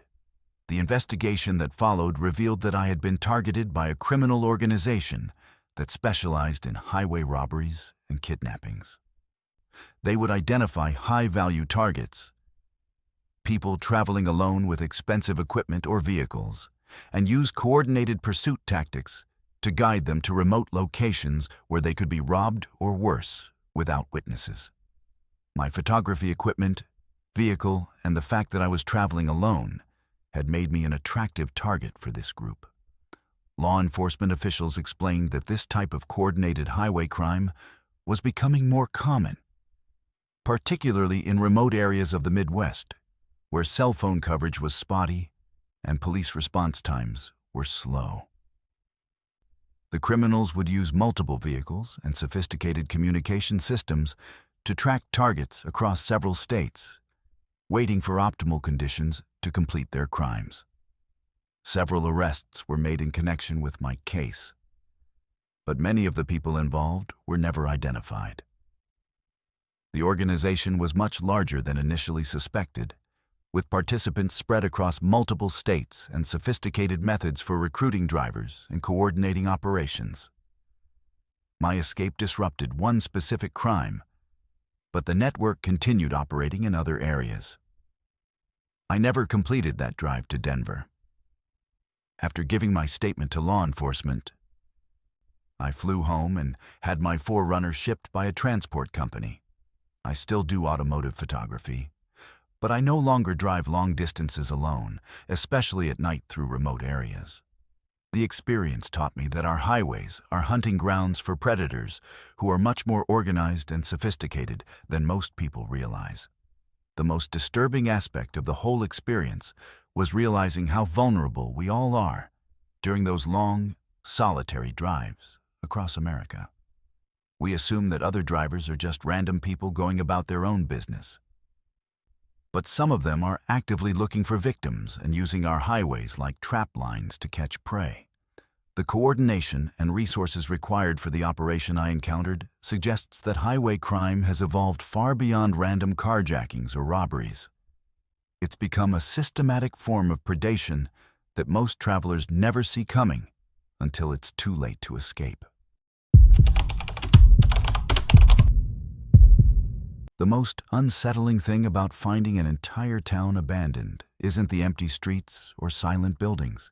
It's discovering fresh coffee still warm in cups and meals half-eaten on tables, as if hundreds of people simply vanished mid-conversation. I experienced this nightmare with my family in what appeared to be a thriving Kansas farming community, where we stopped for gas and returned 20 minutes later to find ourselves the only living souls in a place that shouldn't exist. My name is Mauricio, and this happened 14 months ago when I was driving cross-country with my wife and 2 children, Salem and Dario. We were moving from Portland, Oregon to my new job in Atlanta, Georgia, taking the scenic route through the heartland so the kids could see parts of America they'd never experienced. It was supposed to be an educational family adventure, giving us quality time together while transitioning to our new life on the East Coast. We'd been driving for 3 days, taking our time and stopping at interesting historical sites and small towns along the way. The kids were actually enjoying the trip more than I'd expected. 12-year-old Salem was keeping a travel journal and taking photos of everything, while 10-year-old Dario was collecting postcards and souvenirs from each state we passed through. My wife Maria was handling the navigation and had researched family-friendly attractions and restaurants at each overnight stop. On our 4th day, we were driving east on Highway 36 through north-central Kansas, planning to reach Kansas City by evening. It was a beautiful September afternoon, with clear skies and temperatures in the mid-70s. The landscape was classic Great Plains, rolling hills covered with wheat fields and corn, small farmhouses scattered across the countryside, and those endless blue skies that make you understand why people love the Midwest. Around 3 in the afternoon, we needed to stop for gas and let the kids stretch their legs. We'd been driving for about 2 hours since our last break, and Dario was getting restless in the back seat. I saw a sign advertising services at the next exit, and when we crested a hill, we could see a small town spread out in the valley below. It looked like a typical Kansas farming community. A few dozen houses, some commercial buildings along what appeared to be a main street, and a grain elevator rising above the surrounding structures. The town was called Millbrook, according to the welcome sign, with a population of 847. As we drove down the main street looking for a gas station, I was impressed by how well-maintained and prosperous everything looked. The houses were freshly painted, the lawns were neatly trimmed, and there were flowers blooming in gardens throughout the residential area. The commercial district had several thriving businesses: a hardware store, a cafe, a small grocery market, and an old-fashioned 5 and dime shop that looked like it had been operating since the 1950s. We found a gas station at the far end of town, and I pulled up to one of the pumps while Maria and the kids went inside to use the restrooms and buy snacks. The station was busy. There were several other cars getting gas, people coming and going from the convenience store, and a steady stream of local residents stopping by for fuel and supplies. Everyone seemed friendly and relaxed, nodding hello and making small talk about the weather and local events. While I was filling the tank, an older man at the next pump struck up a conversation about our Oregon license plates and our cross-country journey. He was a retired farmer who'd lived in Millbrook his entire life, and he was genuinely interested in hearing about our move and our impressions of Kansas. He recommended a restaurant in town if we wanted to get lunch, and he gave me directions to a historical marker a few miles east that commemorated a stop on the old Santa Fe Trail. Maria and the kids came back with arms full of snacks and drinks, along with postcards and a small Kansas flag for Dario's collection.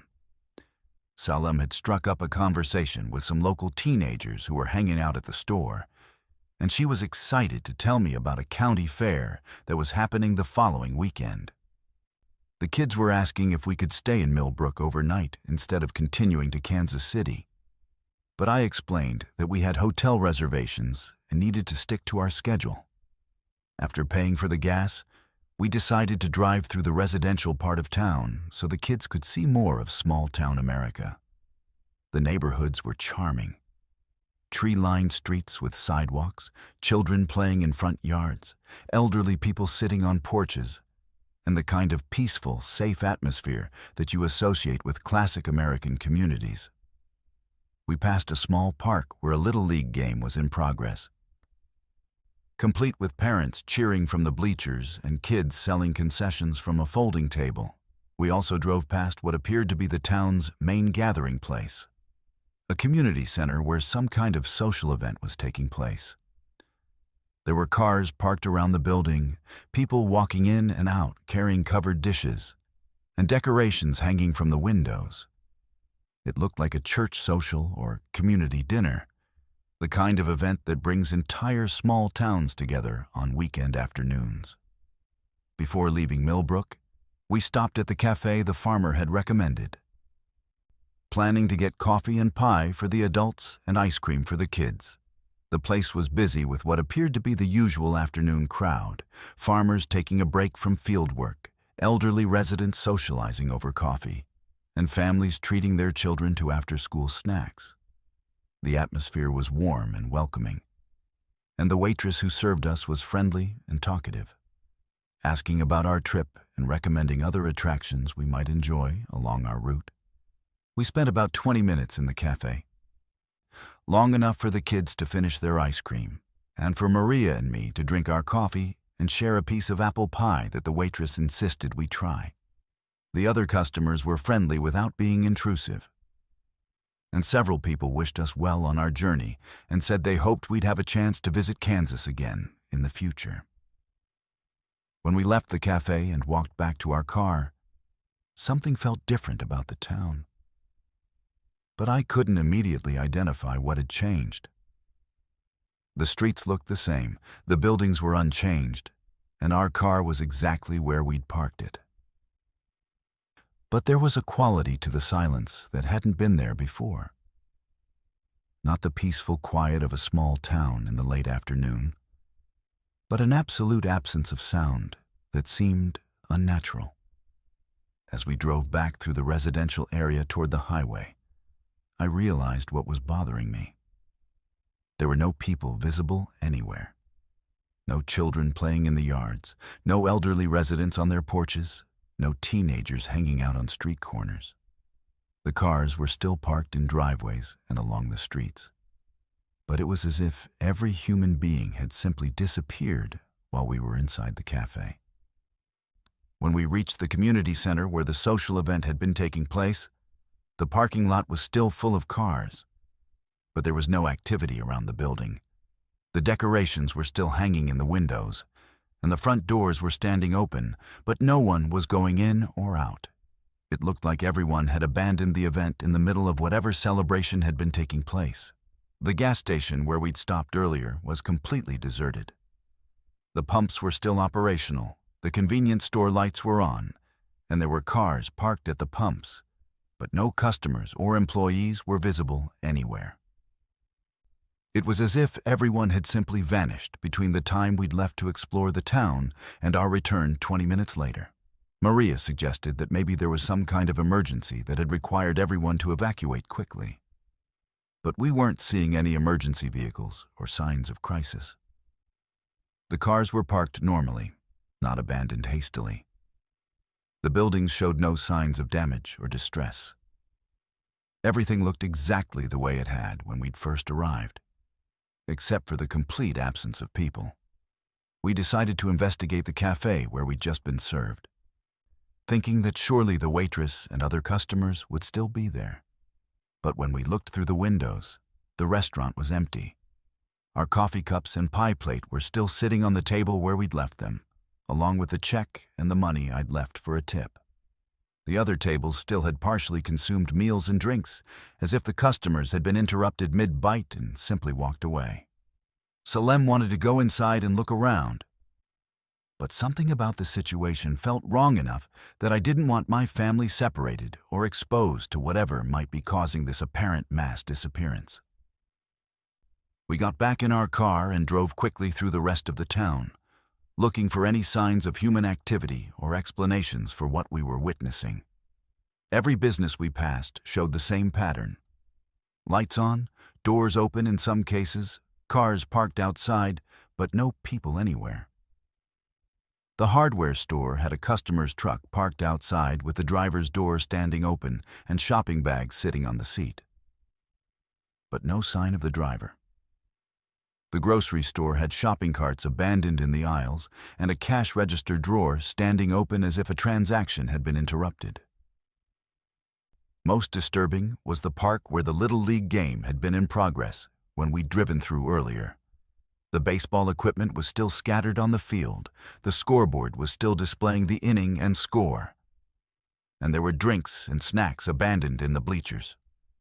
But the players, coaches, parents, and spectators had all disappeared, leaving behind only the evidence of activities that had been interrupted without warning. We drove to the edge of town and pulled over to discuss what we should do. None of us could explain what we'd witnessed, and we were all feeling increasingly uncomfortable about the situation. Maria suggested calling 911 to report what appeared to be some kind of mass emergency. But when I tried to use my cell phone, there was no signal. Even our GPS had stopped working, showing our location as an empty area with no towns or roads marked. That's when I realized we might be dealing with something beyond a normal emergency situation. I drove back into Millbrook to the town's main intersection, where there should have been street signs identifying the roads and confirming the town's name. But the signs we'd seen earlier were no longer there. The welcome sign that had identified the town as Millbrook, with a population of 847, was also missing, replaced by a generic highway marker showing only the route number. We drove back to where the gas station had been, but now found only an empty lot with no buildings, pumps, or other infrastructure.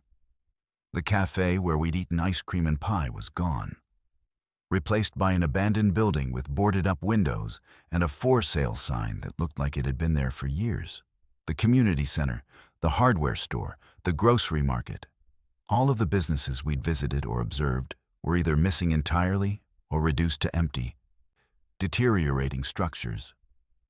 Even more disturbing, when I checked my wallet, I found that the money I'd spent on gas, snacks, and food was back in my possession. The receipts I'd been given were no longer in my pockets, and the postcards and souvenirs the kids had purchased were missing from our car. It was as if our entire interaction with Millbrook and its residents had been erased, leaving no evidence that the town or its people had ever existed. We drove out of the area as quickly as possible and didn't stop until we reached a large truck stop about 50 miles down the highway. When I asked the attendant about Millbrook, he looked at me with confusion and said there was no town by that name anywhere in the area. According to him, the region where we'd stopped was sparsely populated farmland, with no significant communities for miles in any direction. Later research confirmed that there was no record of a town called Millbrook in that part of Kansas, no businesses at the location where we'd stopped, and no historical evidence that such a community had ever existed. The land was privately owned agricultural property that had been in the same family for over a century, and the owners confirmed that no commercial development had ever been permitted on their property. We never found a rational explanation for what we experienced that day. The town, its residents, and our interactions with them seemed completely real while they were happening, but left no trace of their existence once we departed. Salem's photos from that day show only empty fields and abandoned buildings, with no evidence of the thriving community we'd visited. Dario's postcard and flag are missing, and even Maria's carefully maintained travel journal contains no entries for our stop in Millbrook. The experience changed our family's perspective on reality and the nature of the places we encountered during our travels. We completed our move to Atlanta, but we've never taken another extended road trip together. The possibility that we might encounter another Millbrook, another place that exists temporarily and then vanishes without explanation, is too disturbing to risk with my children. Sometimes, I wonder if Millbrook still exists for other travelers, appearing to families who need to stop for gas or food, providing them with friendly service and warm hospitality before disappearing once they continue their journey. Maybe we're not the only people who've experienced this phenomenon, and maybe there are other towns scattered across America that exist only for brief encounters with passing strangers, offering glimpses of communities that never were or that exist somehow outside our normal understanding of time and space. The most sinister thing about a perfectly timed breakdown isn't the mechanical failure itself. It's discovering that someone has been sabotaging vehicles at the exact location where multiple travelers have disappeared over the past year. I learned this in the Arizona desert, where my road trip with my best friend turned into a deadly game of survival against predators who had turned a remote stretch of highway into their personal hunting ground.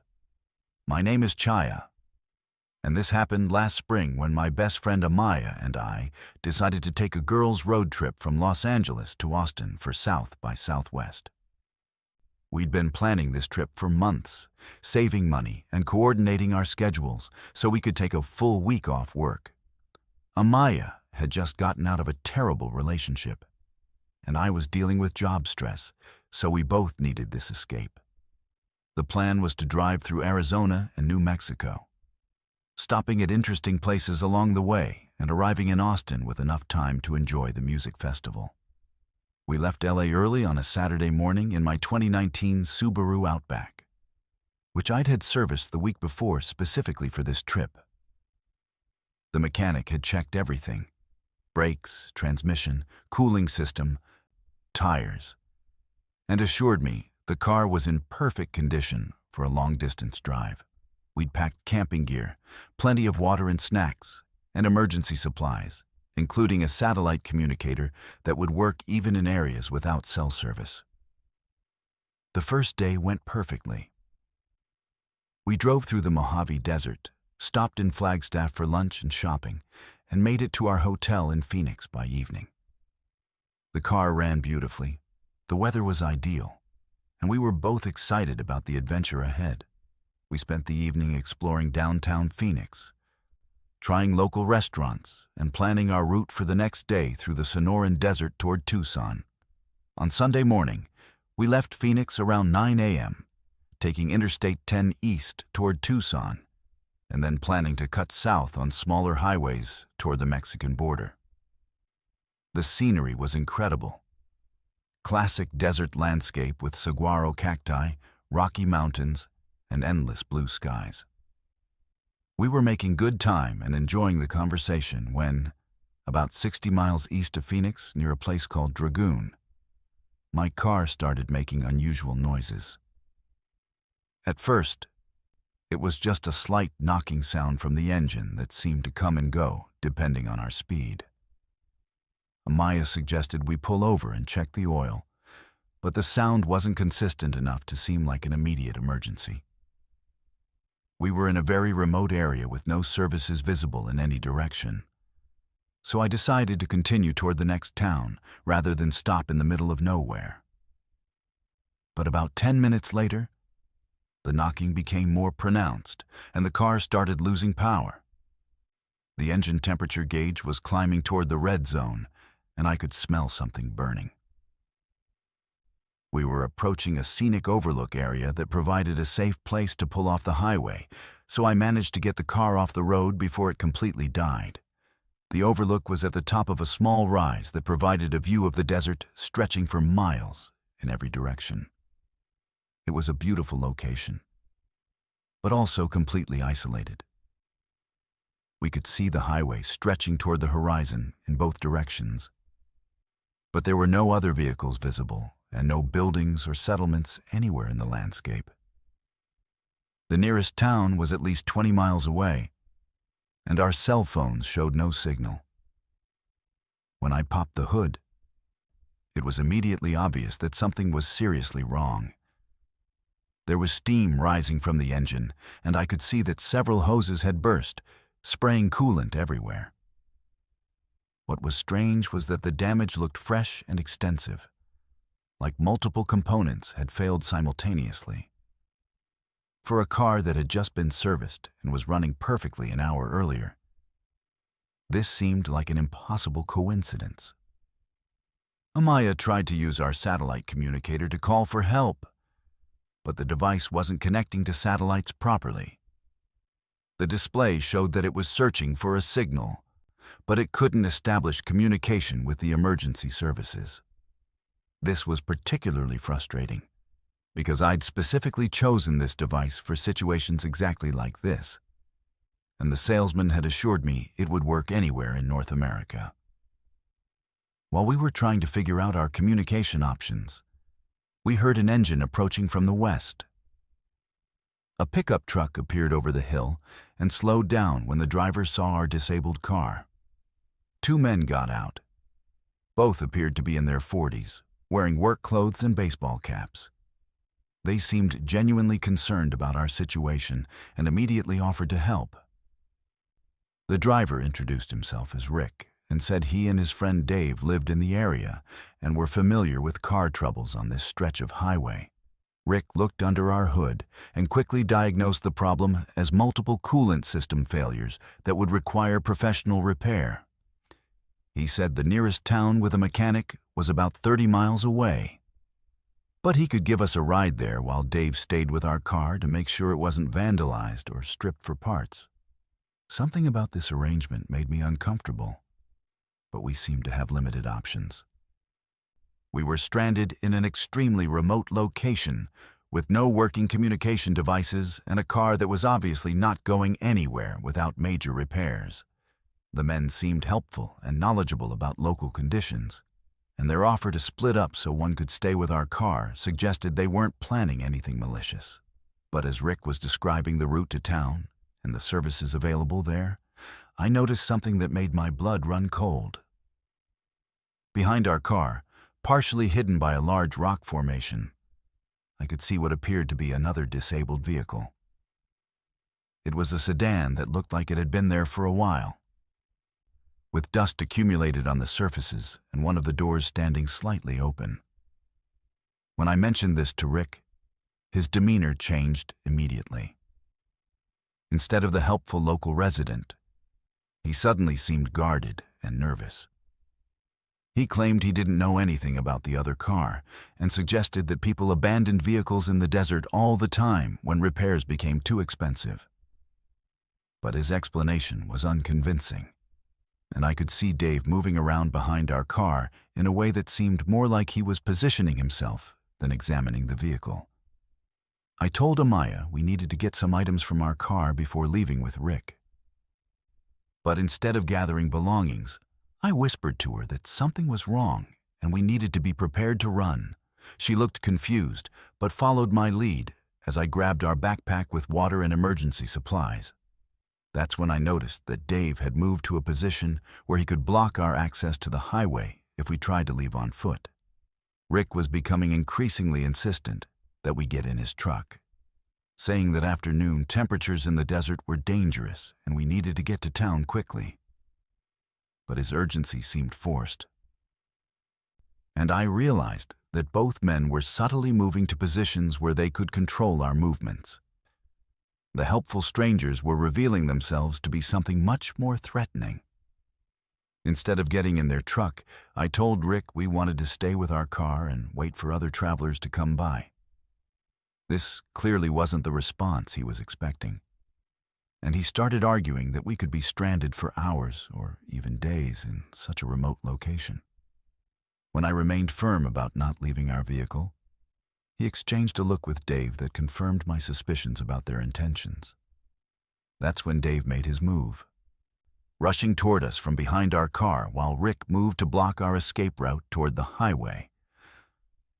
But I'd been expecting something like this, and Amaya and I ran in different directions, forcing them to choose which one to pursue. I ran toward the rock formation where I'd seen the abandoned car, hoping to find some kind of shelter or weapon, while Amaya ran toward the highway, hoping to flag down passing traffic.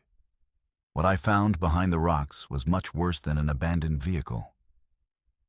There were actually 3 cars in various states of decay, along with personal belongings scattered around the area and evidence that people had been held here against their will. There were restraints attached to one of the vehicles, camping equipment that suggested people had been kept in this location for extended periods. And worst of all, a notebook documenting the details of what appeared to be multiple kidnappings over the past year. The notebook contained information about travelers who had been stranded at this exact location under circumstances similar to ours. Couples, families, solo travelers, all experiencing sudden mechanical failures that required them to stop at the scenic overlook. The entries described how Rick and Dave would approach victims offering help, then isolate them in this remote location for purposes I didn't want to think about. From my hiding spot behind the rocks, I could see that Dave had caught up with Amaya and was forcing her back toward the overlook area. Rick was searching for me, calling out that they just wanted to help and that running away in the desert was dangerous. But I'd seen enough evidence to know that getting captured by these men would likely be fatal. I used the scattered belongings around the abandoned cars to create a distraction, throwing rocks and debris to make noise in different locations while I worked my way back toward the highway. My plan was to reach the road and try to stop passing traffic for help. But when I got to the overlook, I saw that Rick's truck was positioned to block the highway access, and Dave was guarding Amaya near our disabled car. That's when I realized that our car breakdown hadn't been a coincidence or mechanical failure. These men had somehow sabotaged our vehicle, probably by damaging the cooling system while we were stopped somewhere earlier in our trip. The simultaneous failure of multiple components, the perfect timing of the breakdown at this isolated location, and the quick appearance of helpful strangers all pointed to a carefully planned trap. I managed to activate our satellite communicator by climbing onto the roof of one of the abandoned cars, which gave me enough elevation to establish a connection. The emergency operator who answered was initially skeptical of my story. But when I described the location and the evidence I'd found, she immediately dispatched law enforcement and search and rescue teams to our coordinates. The response was faster than I'd expected because, as I learned later, this area had been the subject of an ongoing investigation into missing travelers. Multiple people had disappeared along this stretch of highway over the past 18 months, and law enforcement had suspected that the disappearances were connected, but hadn't been able to identify the specific location or methods being used. Rick and Dave were arrested when the authorities arrived, and the investigation revealed that they'd been operating this trap for over 2 years. They would identify suitable targets at gas stations and rest areas, follow them to determine their routes, then sabotage their vehicles using mechanical knowledge that Rick had gained from years working as an auto mechanic. The scenic overlook provided the perfect location to isolate victims while maintaining the appearance of being helpful local residents. The evidence recovered from the site led to the resolution of 11 missing persons cases and revealed that Rick and Dave were part of a larger network that operated similar traps at remote locations across several southwestern states. They were targeting travelers who were unlikely to be missed immediately, people on solo trips, couples without detailed itineraries, and anyone who seemed to be traveling without regular contact with family or friends. Amaya and I were incredibly fortunate to escape, but the experience changed both of us permanently. We never completed our trip to Austin, and neither of us has taken another extended road trip since then. The knowledge that predators are actively hunting travelers on our highways, using sophisticated methods to create situations where people become vulnerable, has made us much more cautious about travel, and much more aware of how easily things can go wrong when you're far from help. The most disturbing aspect of the whole experience was realizing how perfectly the trap had been designed. The mechanical sabotage, the isolated location, the helpful strangers, even the failure of our communication devices. Everything had been calculated to create a situation where victims would have no choice but to trust people who intended to harm them. If I hadn't noticed that abandoned car and recognized the signs of danger, Amaya and I would have become 2 more entries in Rick's notebook, and our families would never have known what happened to us on that remote stretch of Arizona highway. The most terrifying moment isn't when your GPS stops working. It's when it starts giving you directions in a voice you've never heard before, speaking your name and guiding you toward places you never programmed it to find. I discovered this on the remote highways of Oregon, where my navigation system became possessed by someone who knew exactly where I was going and exactly what was waiting for me there. My name is Layla, and I work as a pharmaceutical sales representative covering the Pacific Northwest. This happened 8 months ago when I was driving from Portland to a series of medical conferences in smaller Oregon towns. I'd made this general route many times over the past 3 years, but this particular trip involved visiting some rural hospitals and clinics I'd never been to before. So I was depending heavily on my GPS navigation system to guide me through unfamiliar territory.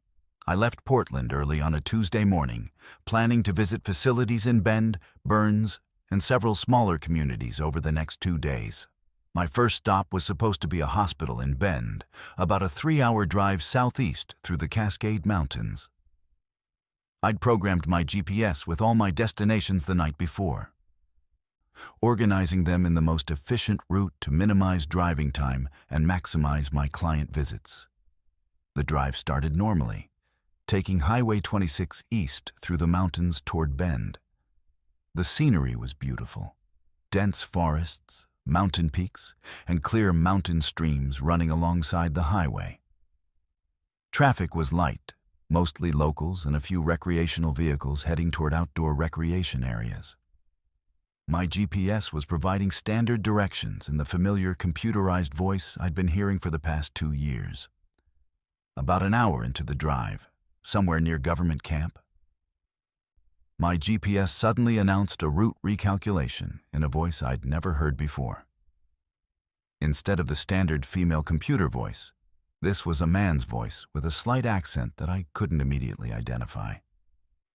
He said, "Layla, I've found a better route to your destination. Please follow my directions for optimal travel time." The use of my name was startling, because I'd never programmed personal information into the navigation system. I assumed this was some kind of software update that had activated overnight, adding personalization features and perhaps voice options I hadn't explored before. Technology companies were constantly updating their systems, and it wasn't unusual for new features to appear without specific user activation. The voice was pleasant and professional, and the directions seemed to be taking me in the right general direction, toward Bend. But after about 20 minutes, the new voice directed me to take an exit onto a smaller highway that I didn't recognize from my previous trips through this area. When I questioned the route, the voice responded by saying, "Trust me, Layla. This route will save you significant time and avoid traffic delays ahead." The fact that it was responding to my spoken concerns was impressive technology, but something about the interaction felt more personal than I'd expect from a navigation system.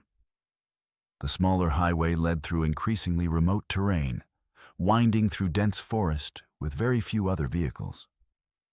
The road was well maintained but narrow, and I began to feel isolated from the main travel corridors I was familiar with.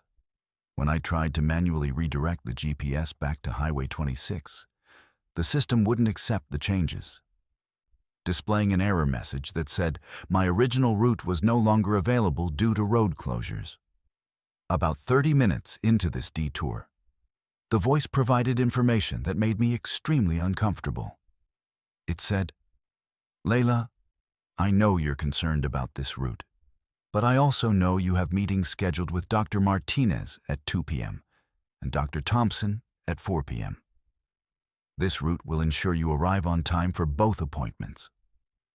I had never entered these names or appointment times into any device, and the specific information was known only to me and my scheduling system at work.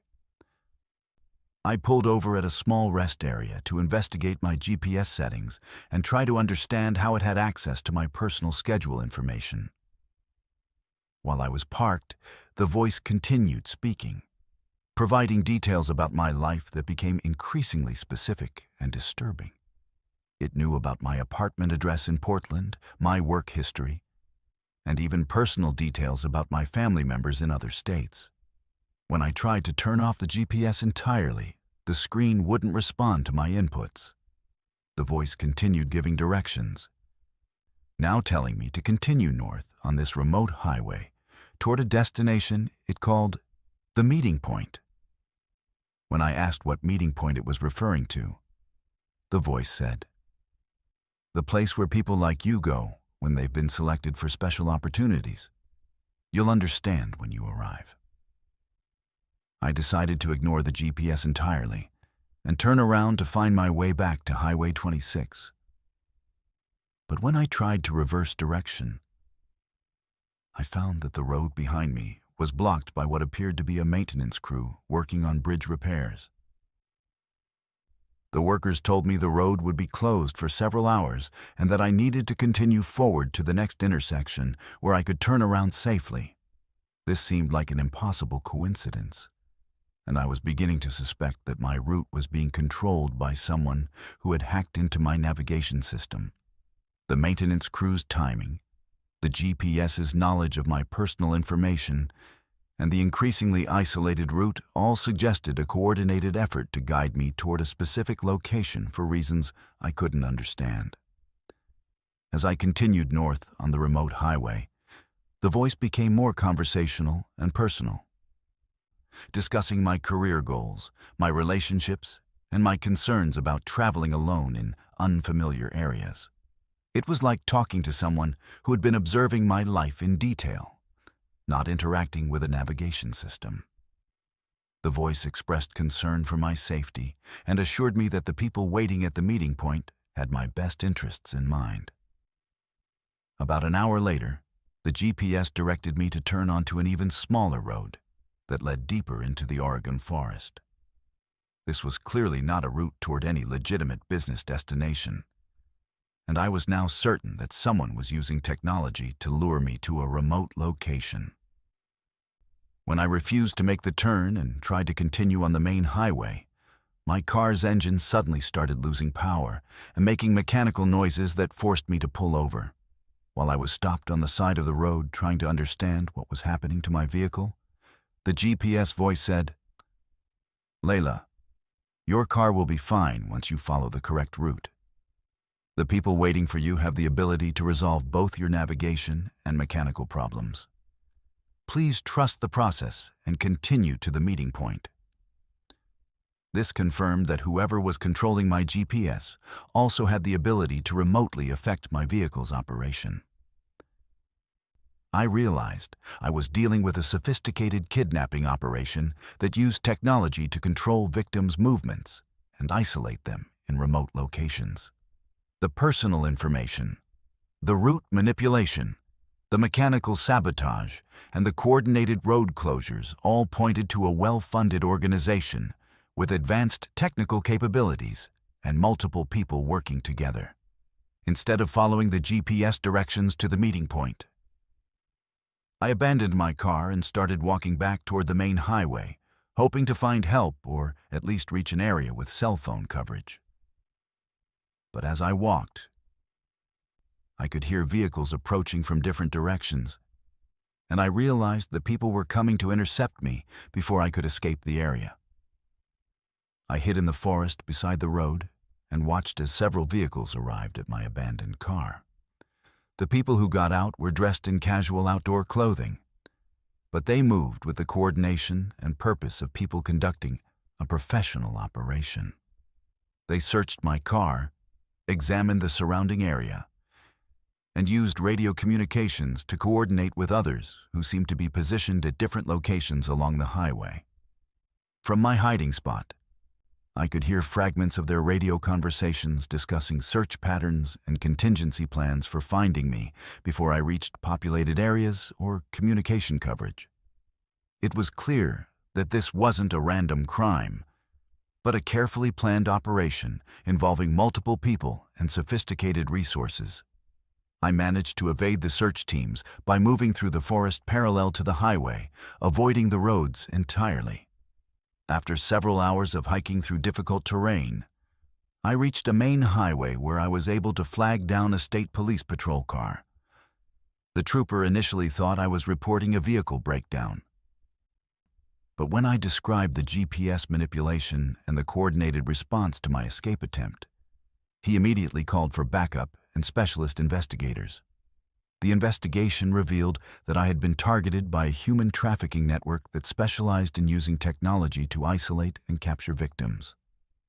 They would hack into navigation systems, access personal information through various digital sources, and use remote vehicle control capabilities to force people off main travel routes toward predetermined capture locations. The operation involved multiple people stationed along various highways throughout Oregon and Washington, with technical specialists who could manipulate GPS systems and vehicle electronics remotely. They targeted individuals traveling alone through remote areas, particularly people whose disappearance might not be immediately noticed due to flexible work schedules or independent travel patterns. Law enforcement officials told me that my case was part of a broader investigation into disappearances across the Pacific Northwest, and that my escape and testimony provided crucial information about the methods being used. Several arrests were made in connection with the network, but many of the people involved were never identified. And the investigation suggested the operation was much larger than initially suspected.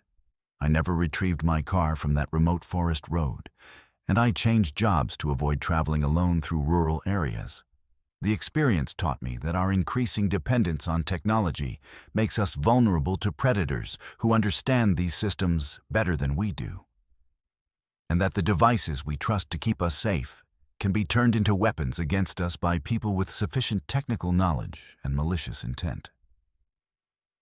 The most disturbing aspect of the whole experience was realizing how completely my movements and choices had been controlled without my knowledge. The GPS voice that had seemed like helpful technology was actually a person who knew intimate details about my life and was guiding me toward people who intended to make me disappear forever.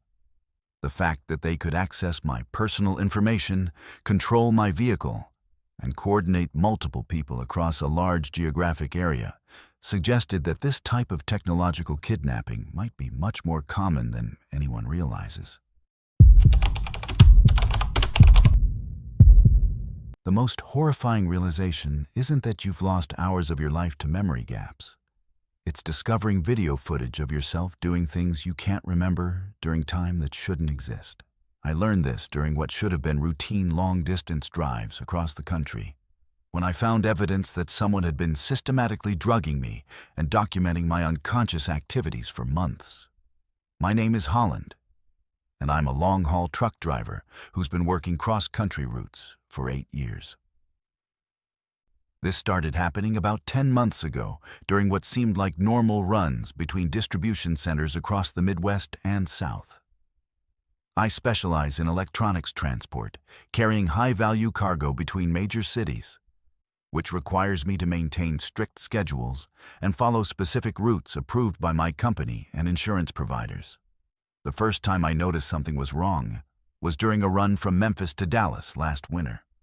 I'd left Memphis around 6 in the evening, planning to drive straight through the night and arrive in Dallas by morning. It was a route I'd driven dozens of times, and I knew exactly how long it should take and where I'd need to stop for fuel and mandatory rest breaks. But when I arrived at the delivery location, my logbook showed I'd made the trip in significantly less time than should have been possible. According to my records, I'd driven the 470 miles in about 5 hours, which would have required me to average nearly 95 miles per hour for the entire trip. This was impossible given speed limits, traffic conditions, and the mandatory rest stops required by federal trucking regulations. But my delivery was on time, my cargo was secure, and I felt reasonably alert despite having no memory of most of the drive. I assumed I'd made an error in my logbook or had somehow lost track of time during the night drive. Long-haul trucking can be mentally exhausting, and it wasn't unusual for experienced drivers to have periods where they drove on autopilot without clear memories of specific stretches of highway. I made a note to be more careful about documenting my trips, but I didn't think the incident was particularly significant. The second occurrence was more disturbing. I was driving from Atlanta to Kansas City, another overnight run that should have taken about 10 hours, including mandatory rest stops. I remembered leaving Atlanta around 8 p.m., but my next clear memory was arriving at the delivery location in Kansas City around 5 a.m. According to my logbook and GPS records, I'd completed a 550-mile journey in less than 9 hours, which again suggested speeds that were impossible given normal driving conditions. More concerning was that I felt unusually tired and disoriented when I arrived in Kansas City. I had a persistent headache, my mouth was dry, and I felt like I was recovering from some kind of illness. I'd experienced similar symptoms occasionally after long drives, but this was more intense than usual.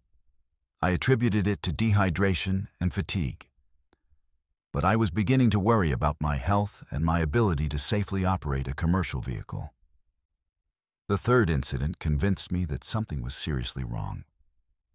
I was transporting electronics from Phoenix to Denver, a route that normally takes about 12 hours, including stops. I left Phoenix in the early afternoon, planning to drive through the night and arrive in Denver the following morning. But when I reached the delivery location, I discovered I'd lost nearly 6 hours somewhere during the trip. My logbook showed that I'd stopped for fuel and a mandatory rest break at a truck stop near Flagstaff, Arizona, around 8 p.m. But my next entry wasn't until 2 a.m. at another truck stop near Albuquerque, New Mexico. I had no memory of the drive between these locations, which covered about 220 miles of highway through some of the most scenic and memorable terrain in the Southwest. It was impossible that I could have driven this route without forming any memories of the journey. When I tried to reconstruct what had happened during those missing hours, I discovered that my fuel consumption didn't match the distance I'd supposedly traveled. My truck should have used significantly more diesel fuel to cover the miles recorded in my logbook, but the tank was fuller than it should have been. It was as if someone had refueled my vehicle during the period I couldn't remember, but I had no receipt or record of making any fuel purchases. I started keeping more detailed records of my trips, documenting not just times and locations, but also fuel levels, odometer readings, and even photographs of my cargo at various points during each journey. I also began setting alarms on my phone to wake me up every 2 hours during long drives, hoping to maintain better awareness of my activities and prevent extended periods without clear memories. But the memory gaps continued to occur, always during overnight drives through remote areas where truck stops were few and far between. I would remember the beginning of a journey clearly, then suddenly find myself at my destination with hours of missing time and evidence that my truck had been driven, refueled, and sometimes even serviced during periods I couldn't account for. The breakthrough came when I discovered that my truck's onboard GPS system had been recording more detailed location data than I'd realized. Most commercial vehicles have tracking systems that log position, speed, and other data for insurance and regulatory purposes. But I hadn't been regularly reviewing this information. When I finally accessed the complete records, I found evidence of activities during my missing time periods that were impossible to explain. During one of my memory gaps, the GPS showed that my truck had been parked at a location that wasn't a truck stop or rest area. It was a private facility in rural New Mexico that didn't appear on any commercial trucking directories. The vehicle had remained stationary there for over 3 hours before continuing toward my designated destination. When I researched the location using satellite imagery, I found a compound with several buildings and what appeared to be specialized equipment for vehicle maintenance. I decided to investigate this location during my next trip through the area, planning to stop there deliberately instead of experiencing another unexplained gap in my memory. But when I reached the coordinates where my truck had supposedly been parked, I found only empty desert with no buildings, roads, or other infrastructure. It was as if the facility I'd seen in satellite images had never existed. That's when I realized that my GPS records might have been falsified, and that someone was creating fictional documentation of my activities during periods when I was unconscious or incapacitated. The missing time, the impossible fuel consumption, and the falsified location data all pointed to a sophisticated operation designed to use my vehicle and my identity for purposes I couldn't understand.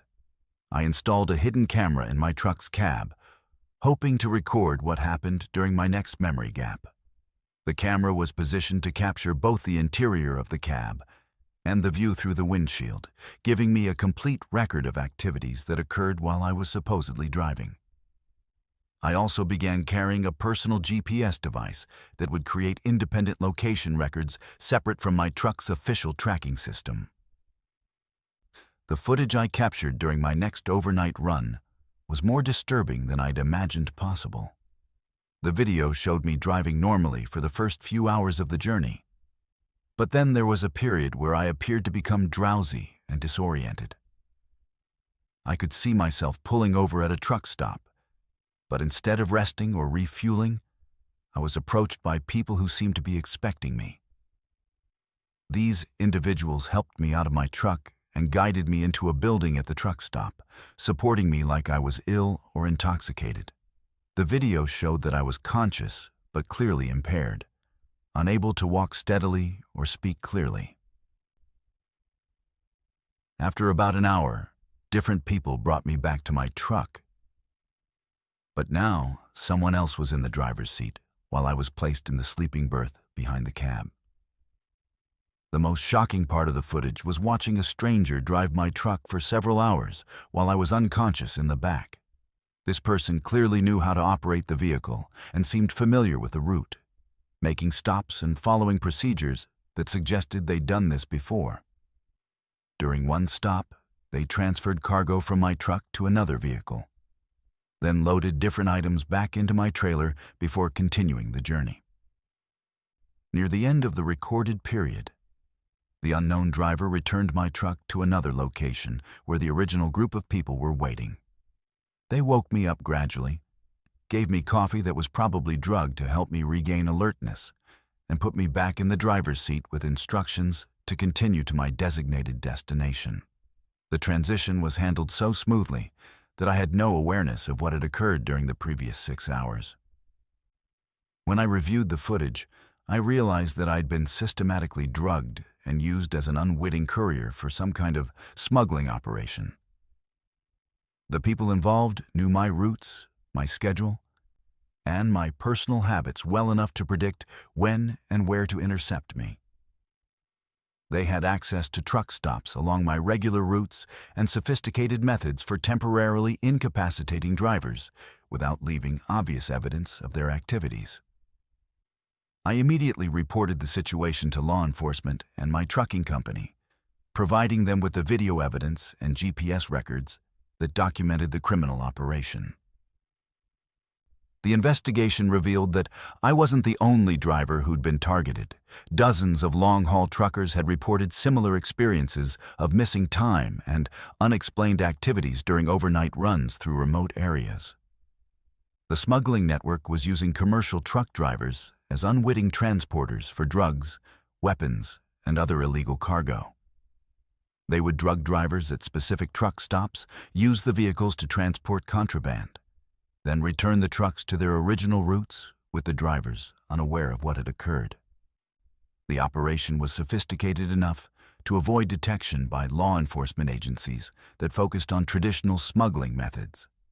Several arrests were made in connection with the network, but the investigation revealed that the operation was much larger than initially suspected, with participants at truck stops across multiple states and sophisticated methods for identifying and targeting suitable drivers. The people involved had inside information about trucking schedules, routes, and company procedures that suggested corruption within the transportation industry itself. I stopped long-haul trucking immediately after this discovery and found local driving work that doesn't require overnight trips or travel through remote areas. The experience taught me that criminals are constantly looking for ways to exploit honest workers, and that our transportation infrastructure is more vulnerable to systematic abuse than most people realize. The most disturbing aspect of the whole experience was realizing how completely my life and work had been controlled without my knowledge for months.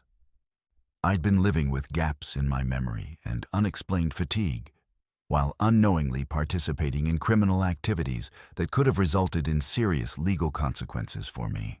The fact that this was happening to multiple drivers suggests that there are probably other transportation workers who are currently being exploited in similar ways without realizing it.